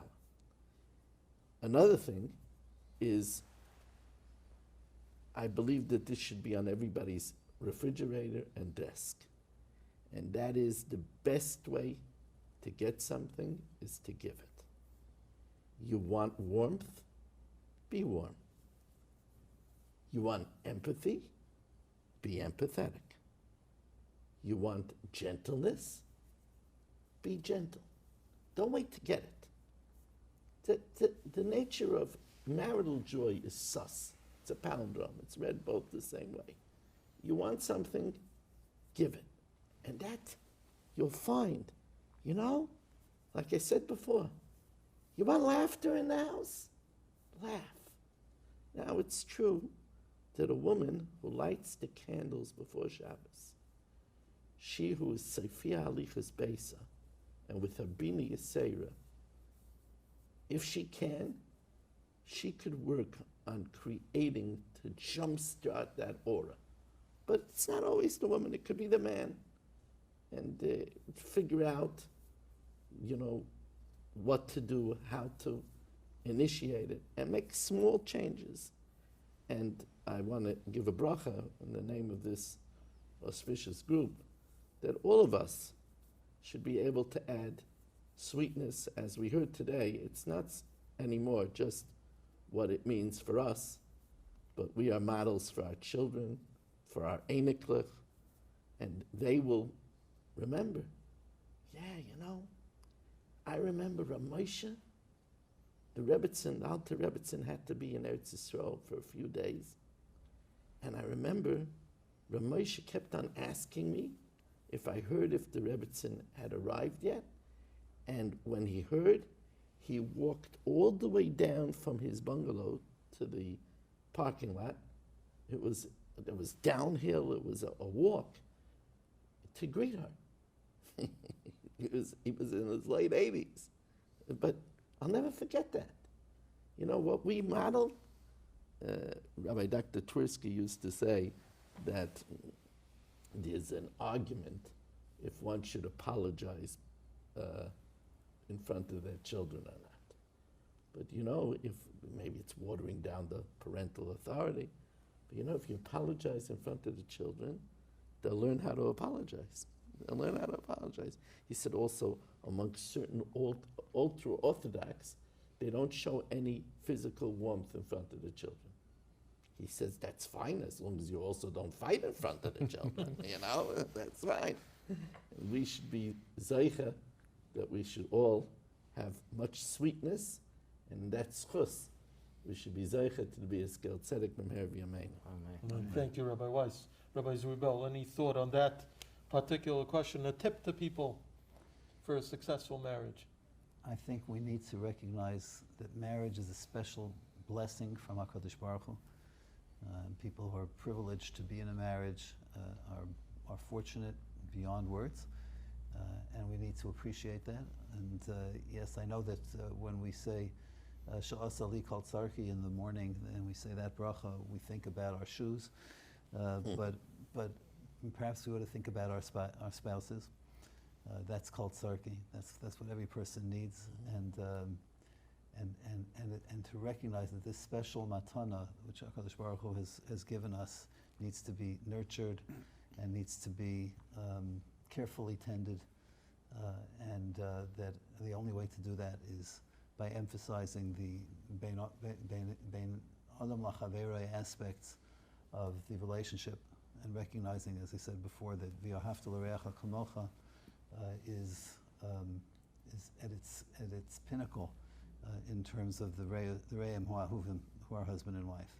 I think if people approach that and not take things for granted, we live in a society where, Baruch Hashem, we sing "Thank You Hashem." It has become a very popular niggin. So that when we sing "Thank You Hashem" for all the different blessings that we have for our spouses, for our marriages, for our families. Thank you, Rabbi Twersky. Two thoughts come to mind that are very, very critical.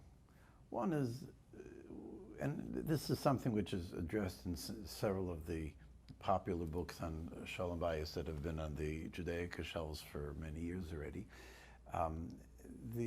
There was once upon a time a neshama that was beginze merayim somewhere, and HaKadosh Baruch Hu took it and ripped it in half. And it was not a smooth laser cut split. So there's jagged edges this way and that way. And the only way that either of these two halves is going to achieve shleimus is by being matched together with the one that it originally came from. And that every shidduch, that every marriage are two plag gufas, two half neshamas that were separated at some point, and HaKadosh Baruch Hu brought them back together, and that this way they're each given the opportunity to achieve shleimus, which is a precious thing. There's nothing could be more important to us. The other, this is something we can probably discuss this for many, many hours on end, if not longer than that. There's another thought that comes to mind, and this is something which there's a clinical side to this, which I see in the office continually, and that is that in marriage, my spouse has to be number one. Anything other than number one, we have a seriously problematic situation. Now, if it's not number one because there's another individual there, it may not even be relevant whether that individual is a friend, whether it's another member of the family, whether it's a parent, or whether it's an object. One of the difficulties with somebody being married to an addict, regardless of what the addict is addicted to, whether it's the computer, it's drugs, it's alcohol, it's social environments, it's gambling, whatever it may be, those objects, those individuals become number one. And when the spouse is displaced from number one status, we have a serious, serious problem. And one of the things that I'm hearing so frequently is, oh, it's the phone and it's the internet, and it's not even the issue of whether there's a filter on it. One of my recent couples has a flip phone with no internet access, but this person is on the phone constantly. If he or she is not sleeping, they're on the phone, and the spouse gets virtually no time. And it's almost impossible to create a marriage if something else is occupying that number one spot. Now there's many different approaches as to how to edge that other object or that other person out, and to be able to put the spouse into that. That's the entire field of being able to work with marital therapy. But if the number one matzav isn't there, we don't have a marriage that has the ability to be sustained. And it's so important that we look from beforehand. What can we do to prevent all these incursions and invasions of other things and other people so that we can grow together? I remember telling a couple, it would be a really great idea. You both come from wonderful families. Live out of town. Live away from the parents. Right? Why? Not because parents are bad people. Parents are wonderful people. And each one got along with the in-laws well. But they can develop their own life. The parents can be part of it. Nobody's blocking them out. But let the couple grow together and become a single unit, that shlemus. And if we prevent all these other things from becoming number ones, we can have a healthy marriage. Thank you. Reb Eli, So we'll give you the last word. Okay, so I just say what the Rabbonim say. Phil David said to me recently, I was talking to him about this similar type of question. He said, think about for a second the night of your chasana. You came home, you're in the happiest time of your life, and your spouse said to you, I am so thirsty, I need a Pepsi. You use Pepsi, whatever you like. Would you think for a second about going down to the bodega 5 blocks away? You'd get up, it's nice, we just came back from our chasana, go run and get the Pepsi. He said if people looked at life like that, so it could be a few years later, I could have had the greatest supper, for whatever reason, I'm still hungry. Your spouse needs, Rabbi Bender said, he has someone in his kollel that he knows his wife likes a specific brand of Snapple that's very hard to find. And every time he sees that in a store, he says the younger man makes it a point of bringing it home because it gives a message to his wife.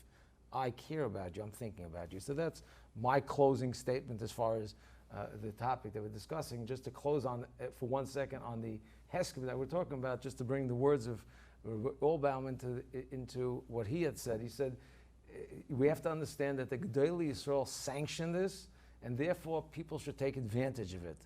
And he ended, it should be a skula that we should never need it.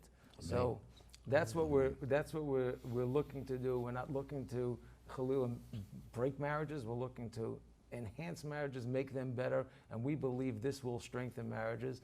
And on behalf of the Yashar Initiative, I thank everyone for joining the panel. I enjoyed it immensely, and I hope that everyone else did as well. Thank you, Rabbi Twersky, Rabbi Zwiebel, Rav Weiss, Rabbi Eli Goldbaum.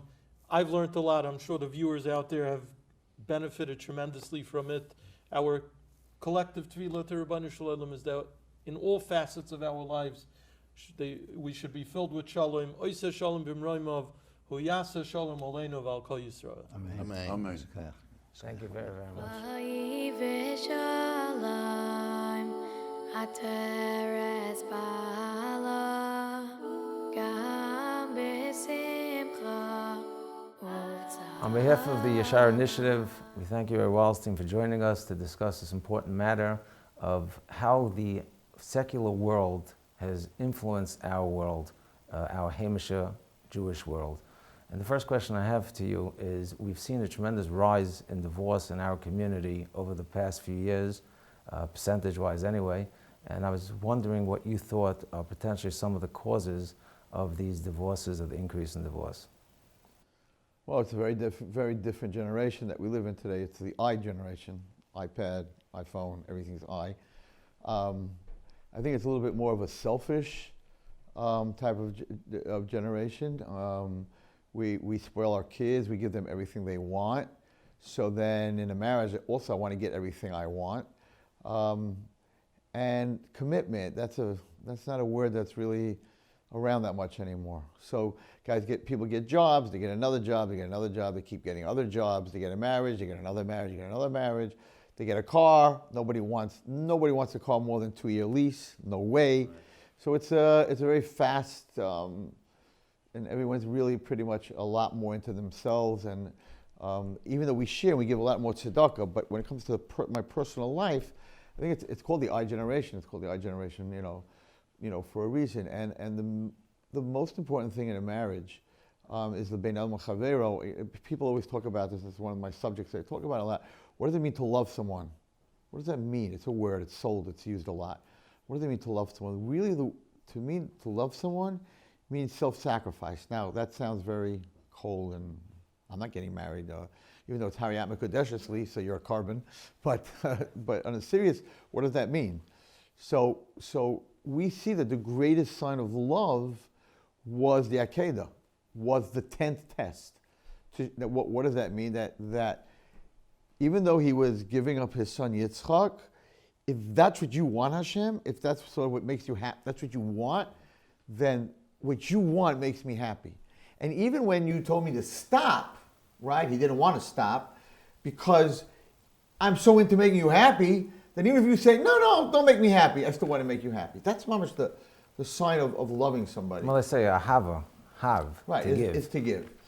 But it's even more than to give, because a lot of people, you ask them what is marriage, what is love, it's a give and take. But that's not doing anything. If I give you something and then I take it, I didn't give you anything. So really it's a give and give. So what that really means is that what makes my partner happy makes me happy. It's sacrifice is like maybe the wrong word over here. Yitzchak Avram was focused on that. This is what Hashem's asking me. He got up early in the morning and he got there in much less time than he was supposed to. And he was so excited. And Yitzchak also was excited. He said, tie me down. I don't want to move. So Yitzchak wanted to make his father happy. Avram wanted to make Hashem happy. And they're willing to give up anything to make the other person happy. I don't know how much that exists in this generation, that your happiness, makes me happy. It's more of, okay, I'll make you happy if you make me happy. Do you find this both by the boys and girls, or? I think boys are a little bit more selfish than girls, because we sort of, we go to yeshiva, then we go to the dorm, and so we're not in a family structure a lot of the time, so we don't have to give. What do you have to give? You sit down, you learn your chavrusa, you make your bed, you don't make your bed in the dorm, whatever it is. Girls are in the house. They're not going to dorm yeshiva most of the time. So you're in the house and you have guests and you have grandparents and you just, there's so much more interaction. So their feelings, their emotions are much more fine-tuned. So if I have a daughter who's on the market and is looking for a shidduch, so you're saying, in a sense, potentially there are more boys out there that don't have that emotional feeling or don't even necessarily get it. Well, that's their biggest complaint. I'm a Rebbe for 43 years, so my kids are a lot of kids I taught when I first started, I was 20, are in their 50s. So I do a lot of Sholom Bayis. I deal with a lot of Sholom Bayis. And I'll just tell you a cute story. So I always let the woman talk first, ladies first. And they all complain about the same thing, most of them, unless he has an addiction of some kind. But they're always complaining that, I married this guy, and he used to give me time in the beginning, and we were dating, he definitely gave me time. And now he's busy, he's learning, he's playing ball, he's working, And really the only thing I really want from him is time, because time is love. Time is giving someone the most precious thing you have. You can't live when you don't have time. So the guys normally react and they're like, you see, Rabbi Wallenstein, this is the problem with her. I pay the mortgage, I pay her lease, I buy her clothing, I never even check on her credit cards, right?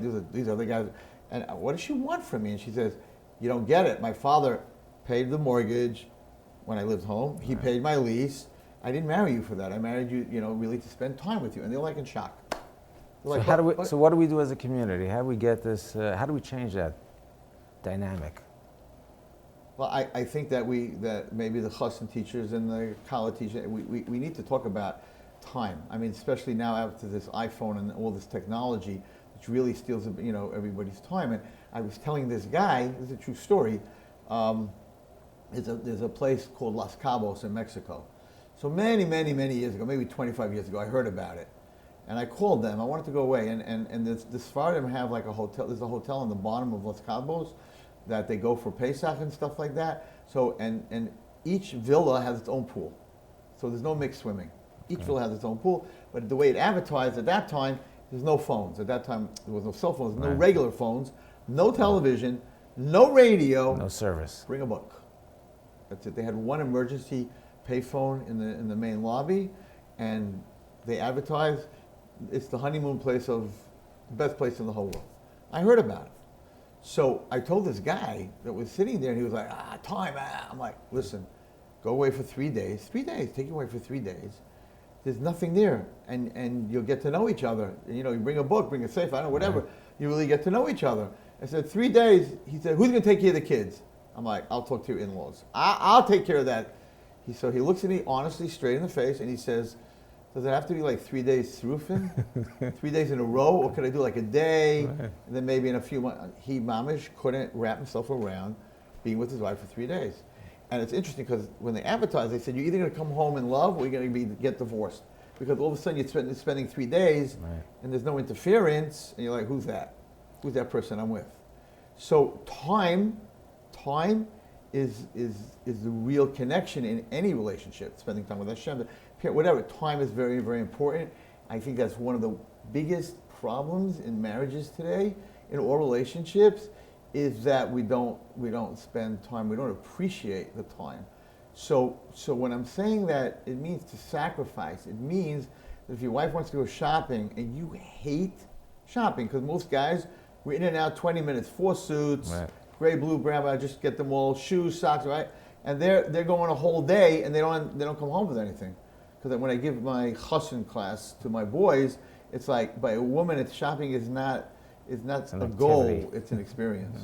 So yeah, if she's smiling, even if you're walking around with 10 hangers and you have no blood in your fingers, right? And she's smiling, you inside should be smiling. And if this guy's watching football, I don't know what he's doing, and she's like, they're taking Mangy and they're throwing him into the ground, and her husband's yelling there with his friends watching whatever it is, and she looks at him and the guy's smiling, even though it's ridiculous, that should make her happy. And that's not what's going on in this generation, that your happiness makes me happy. My happiness makes me happy.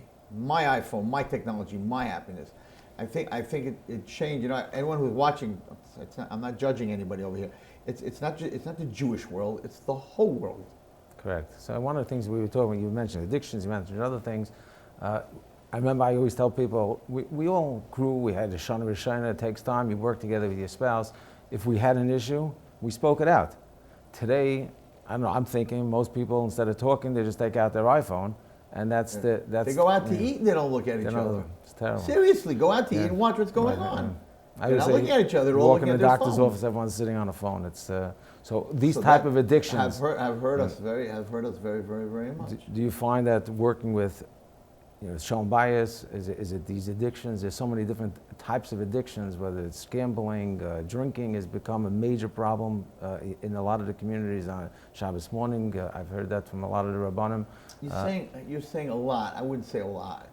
I wouldn't say more than 10% would be a very high number. I'm talking about a lot based on from when we grew up. No, I'm just telling you, but that may be, but if you're going to talk about addictions to technology, you're at 80%. Wow. I'm calling it an addiction. You can call it whatever you want, but everyone's on their phone all the time. In the car, we used to talk in the car. We used to listen to the music in the car. Everyone's on their phone in the car. It's all connected to the car. So she's on her phone, he's on his phone. So what do we do as a community? How do we change that dynamic? We talk about spending, when you get home, putting your phone in a basket and turning it off. For your kids also. Your kids need communications, that everyone should put their phone for at least an hour. I ate supper with my mother and father. I ate breakfast with my mother and father. There's no such thing today. That whole relationship. So even husbands and wives, he's like, I picked up something on my way home, there's fast food. He gets home at 9, 10 o'clock, she's already tired. There's no family hour. That doesn't exist. If I tell that to somebody, so when do you have your family hour? Like, Shabbos, right. I think, at the table. Half of them are sleeping, but yeah, it doesn't exist. People are happy when they have Shabbos because they hopefully go to sleep. And they can read 15 magazines. Yeah, 100%. You work with a lot of children. Do you find that a lot of the children that are at risk, for lack of a better term, today come from homes that are dysfunctional, homes that potentially the parents may have been divorced, went through a contentious divorce? Do you find that these kids come from, So I've been a Rebbe now for the last 43 years. I can walk into a classroom, spend 2 days, and without you telling me, I can tell you which kids come from dysfunctional homes. I can tell you which kids come from divorced homes. It's a different kid. It's just a different kid. I heard something which blew my mind. I don't know who said it. So it says that when when a couple gets divorced, the mizbeach cries, right? So they asked the kasha, why the mizbeach? What about the menorah? What about the shulchan? Because the mizbeach was created to sacrifice animals, not children. Yes, matter of fact, it's a huge part. Everyone feels the same way, but that is the reality, and I think but it's a very big question, and I can't really vote on either side. So you have a marriage between a husband and a wife, and it's not going well. Okay, they don't talk, they yell, they scream, and the kids are affected. Do you get divorced? Because in the old school was no, you have to stay married until the kids are married. Is that better for the kid than a divorced home? Because I did this in school. And I brought the subject up in seminary. And a lot of the kids who came from homes like this said, I would rather be in a home with a mother and father that yell at each other and don't even talk to each other and he sleeps on the couch than my parents should be divorced. Because in my head, family has a mother and a father in the same house. So I don't know. I'm sure in the therapy world there's a very big machlokes here. Most of the therapy world says, no, it's a dysfunctional home, get them out. But from the kid's point of view, okay, I deal with it. My mother and father don't talk to each other and they yell at each other. I mean, they're not beating each other, right? Right. So, and they have a bad marriage, but I come home, Tati's home. So what I've heard, Twersky did speak about that on the roundtable that we had in Yashar. He said they had some kind of, I don't want to quote it incorrectly, but I believe what he said is that they had some kind of seminar not too long ago where they had therapists around the table discussing that issue. Obviously, there's so many dynamics, and that's why it's hard to generalize and say, as a general rule, this is something that we could or shouldn't do.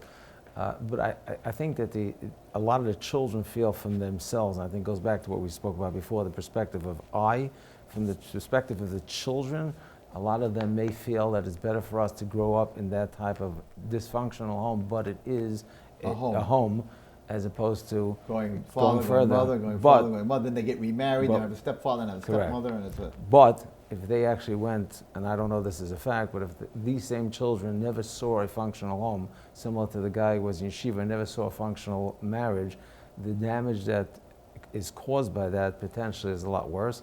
And from what I've spoken to people who are in the divorce world, they got divorced and whatnot, a lot of them have told me that I stayed in the marriage for the sake of my children, and it turns out later on, the children that grew up out of the marriage being together after the divorce ended up being a lot better and healthier than the children that grew up. Where did the children that were like mother and father are divorced, where do they see a healthy family? So I think the importance is if they, first of all, a lot of them remarry, and the second time around they do have a healthier marriage. It also depends on the dynamic of the divorce. I think it's very, very important to push the concept. We have tons of people, I do a decent amount of divorce mediation. Everyone's telling me I'm doing this for my kids. If they really are doing it for the kids, very often they want to get through that mediation quick enough because they're really killing the kids. Right. They're not helping You can't the kids. use them as pawns. But unfortunately, after the divorce, if they continuously use as pawns, that's when I believe, and that's why I'd like your thought on it, those type of children, I would think, would be those kids that are acting out in ways and doing things that end Well, up... there's two reactions. One reaction is, I'm not going to be like my father and mother. And the other reaction, which I've come across a lot of the time, is that a woman is being abused and abused and abused. I'm like, why are you still in this marriage? And she's like, my mother was abused by my father the same way. So her expectations are, you get yelled at, you get screamed at, supper better be on the table because my mother was like that. So it's interesting you say that. I've heard this from therapists, that they say, I asked that question, why is it that you see very often, like, history repeats itself? Right. I'm not a therapist, I don't begin That's to what they understand, saw. but they say it's more than that. Expectation. For some reason, certain types of personalities are attracted to certain other opposite types of personalities. Because and that was their father. Correct. Their father was using their mother, so they're attracted to a man like that. Right. Or vice versa, the mother was Correct. abusing the father. You see this in Mitzrayim. It said that we came out of Avdus, and Hashem said they got to go 40 years because they're used to abuse. They're used to being avadim. It took 40 years to change their mentality. I have to say that the biggest compliment that I've gotten, and that other Rabbonim and other teachers of kids from divorced, I don't like to use the word broken homes, but divorced homes, has been that, I never saw a healthy marriage till I met you, till I spent Shabbos by you. We have this in our seminary a lot. A lot of the girls by graduation said the biggest thing I got here was, going to my rabbi's house, going to my rebbitzin's house, going on a Shabbaton, looking at you guys talking to each other and smiling at each other, and so a mentor, seeing a healthy marriage is very, very important. But I do have to say that you're 100% right. I heard a therapist say dysfunctional marriages, dysfunctional parents have dysfunctional children. Now, of course, that's not all the time. You see children from divorced homes are amazing. You see children from good homes not doing so amazing. So the rules are always there to be broken, but your shot as being functional, coming from a functional home, is much better. So how do you guys in Arnava and other places, how do you deal with that to give that message of what a functional house should be? We teach it. We talk about it. We teach about it. We talk about it. We teach it. And the most important thing is you have to set an example. You have to set an example because, they come for Shabbos and Shabbatons and all this thing, and they see wow, you actually talk to each other at the meal. Right. Like, so what would you say to a parent who comes to you and says, who seemingly is a healthy parent and their spouse is seemingly a problematic parent, the message they're giving the children, whether they berate the children in front of other people, the way they talk to their children, the way they deal with the children, and this husband or wife is saying, I want to go ahead and be that good parent. I see the destruction it's causing my child, but at the same time, my hands are tied. Well, the first rule is you can't show your differences in front of the kids. If whatever you don't like, whatever decision. It's not always up to you if your spouse is doing that. No, I'm saying you got to go into the bedroom and talk about it. But whatever it is, it depends how badly what your spouse. If he's going against Yiddishkeit or she's going against Yiddishkeit, then you got to go to a rabbi. You got to make a decision. Not necessarily against Yiddishkeit. Not necessarily. It's just the way they're bringing up the children. Like I use an example, they berate the children in front of others, and you realize that's calling you're knocking your child in front of other people. Right. It's going to hurt them, and unfortunately, we see build up the kid. Right. Build up the kid. Don't badmouth your spouse. Build up the kid. Build up the kid. Do things quietly, separately, whatever. Same thing in school. Kids that are getting abused in school and being told they're this, that, and the other thing. I'm like, everyone blames the school. At the end of the day, whatever damage you do in school, if you're a good parent and you tell your kid, okay, you're not so good in Gemara, you're not so whatever it is, but wow, you're a great drummer, you're a great musician, you're the best ball player, you're handsome, you're beautiful, you're pretty. You build them up, you build them up, you build them up, because the bottom line is that a child that knows that its parents think he's the greatest thing that ever happened to them, even if he gets criticized, but right, and you tell him I daven for you and I'm so happy that I had you and you make me proud, that's a bulletproof vest, and no Rebbe, no one in the world can I can tell you from my experience, nobody in the world can penetrate that vest. I always say it's nice to Rabbonim, so we put a lot on the Rabbonim, we expect a lot of them, but the parents is where it's a family. As we're having this discussion, as a parent, thinking about a child going into the dating scene. And I sort of alluded to it before, but I want to pinpoint the question more specific. So it sounds like there's so many issues, but I like to say that there are a lot of good people out there as well. So again, if I'm highlighting these things, I want to stay away from this type of a person. And sometimes we look at a family and everything looks great from the outside. I don't necessarily know what's going on behind closed doors. What type of suggestions could you give me based on your experience that would help me find the proper shidduch, and hopefully avoid any kind of dysfunction and issues like that? So I made a statement a long time ago that a lot of people, I got a lot of reaction to, but I still stick by it. And that is if you take a girl that has very good midos and a boy that has amazing midos, very good midos, any girl with midos can marry any boy with midos. Ooh, I got a reaction. You shouldn't. Pretty and this and that, and I'm like, no. I'm talking about for a successful marriage. Now, how do you know that? I'll just tell you on that note, Yeah. Rabbi Bender said exactly the same thing. So okay, you have good company. Good. How do you know that? So I'm, again, everything is very important, but if you really want to make sure, and I think that my wife is a pikeach in this, because when we were looking for shidduchim, she said the most important thing you need to look for is that the parents have Sholom Bayis. Exactly. Because then they know what a healthy marriage looks like. But if the father is going off for a week to play golf and another week to AC and another week to that, so then that boy expects his wife to let me go play with my friends for a golf. So you have to look at the parents, right? But you also, I have to tell you, my first daughter, right? So there was a shidduch read. So I called the Rav of the shul. I didn't look at the resume. Right. And I knew that he had a grandfather that wasn't well. And I asked the Rav, I want to know two questions. One, does he talk by davening? Does he daven with kavana? And two, when his grandfather, after davening, who walks him home, him or his brother? Right? And he had an older brother, whatever. So the bottom line is that and this is from my memory, whatever, that he said that he doesn't talk by davening, and he's also like a Baal Chesed, whatever, and that is who my son-in-law is, Baruch Hashem. So I think that the most important thing, and the next son-in-law, my question was, he's a big masmid, huge masmid. I said, I hear he's a big masmid, I hear everything, he's in a great yeshiva. Does he learn with kids that are not from? Or like is there a seder like maybe Ben Astarim that he learns with modern kids about chuvas? They said, yeah, he has a chavrusa, the guys in yeshiva has a chavrusa. I'm like, in. Right. Because he cares about other people. So I think the first thing you need to look at, yes, it's important that he learns and all that, but the bottom line is you have to look at his midos. And the same thing when it comes to a girl. Not that she did chesed because she had to do it in school. Is she the one that takes care of her grandmother? Is she the one that helps her mother cook for Shabbos? Where do you see this, that's so important? Rivka Imenu. He comes to the, Avraham Avinu sends him, right? Doesn't say find out how frum she is, what kind of shaitel is, not shaitel, what she's doing, didn't ask any question. She wasn't married, she's not really shaitel. He didn't ask any question. Yeah. He said, so Eliezer spoke to Hashem. So Eliezer was very deep. This is more important than anything I said till now. Right. Eliezer wasn't like a Talmid Chacham, whatever. Eliezer was by Avraham Avinu. Eliezer saw that what made Avraham Avinu special was his chesed, open hands.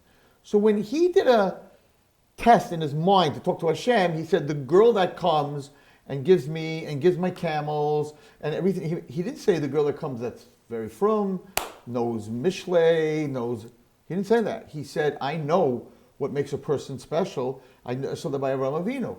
And she comes to the water. Forget about it. The water, 3-year-old girl, the water comes up on its own, which was something that Klal Yisrael had. Moshe Rabbeinu came up with his own so the water came up with his own. He should have said, Shidduch, let's go, Mazel Tov. What girl, Basura, she came from the worst town, the worst people. That don't mean nothing. That doesn't make you a good wife. Right. That you have all this, could do whatever's going on over here. What makes you a good wife is, how can I help you? And not only you, I want to help your camels. And that's when he already took off the rings and everything, and he put it on her before he knew where she came from. That's why when he changed the story, right. When he told the story, he changed the story. So he was so sure she was the right one. He didn't know it was from Avram's family yet, because that wasn't Canaan. Canaan didn't think about other people. They were the iPhone. They didn't think about the other people. So he already gave her the kedut, the sort of everything. He says, because that is what Avraham Avinu wants. So if here we are thousands of years later, if the Eved of Avraham Avinu understood that a shidduch for Yitzchak has to be a girl that's full of chesed, nothing else counts. Water coming up doesn't mean anything. It's something we need to learn when it comes to a shidduch. Look at that person's midos. Look at that person's chesed. Because you know what chesed means?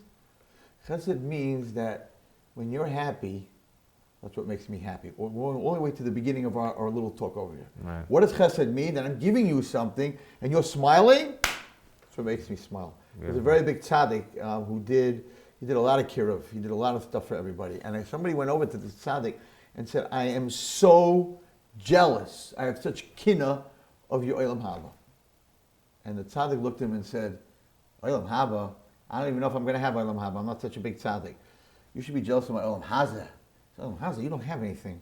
You're a poor man. You live in a shanty. He said, when I give an ani something, when I help someone, and they smile, that's olam hazeh. Beautiful. So if you're married and your olam hazeh is making that other person happy, you'll have a functional marriage. 100%. Guaranteed. It's in the Torah. Everything's in the Torah. It's interesting just to add on that point. The reason that the Torah spends so many psukim, I've heard this, they send so many psukim on this, and usually the Torah is very careful, is for this lesson, to teach us the lesson that you just put out. Yeah. You see it by light. When the Malachim came, he lived in by Avraham Avinu. He took them in because it was all chesed. He wasn't a tzaddik. He was far from a tzaddik. That's if you're asking me, the ingredient is that what makes you happy makes me happy. That's wrapped in chesed. That's wrapped in everything. And it's also your avodah to Hashem. That's what Hashem wants. Right. That's what I want. On behalf of the Yashar Initiative, we thank you very much for your time that you spent with us, and we hope and daven that in the schus of what we're doing to try to make shalom in families, shalom, for Klal Yisrael, people should have wonderful marriages, and that's healthy children, and that's what we're davening for. Amen. Shkoyach. Thank you.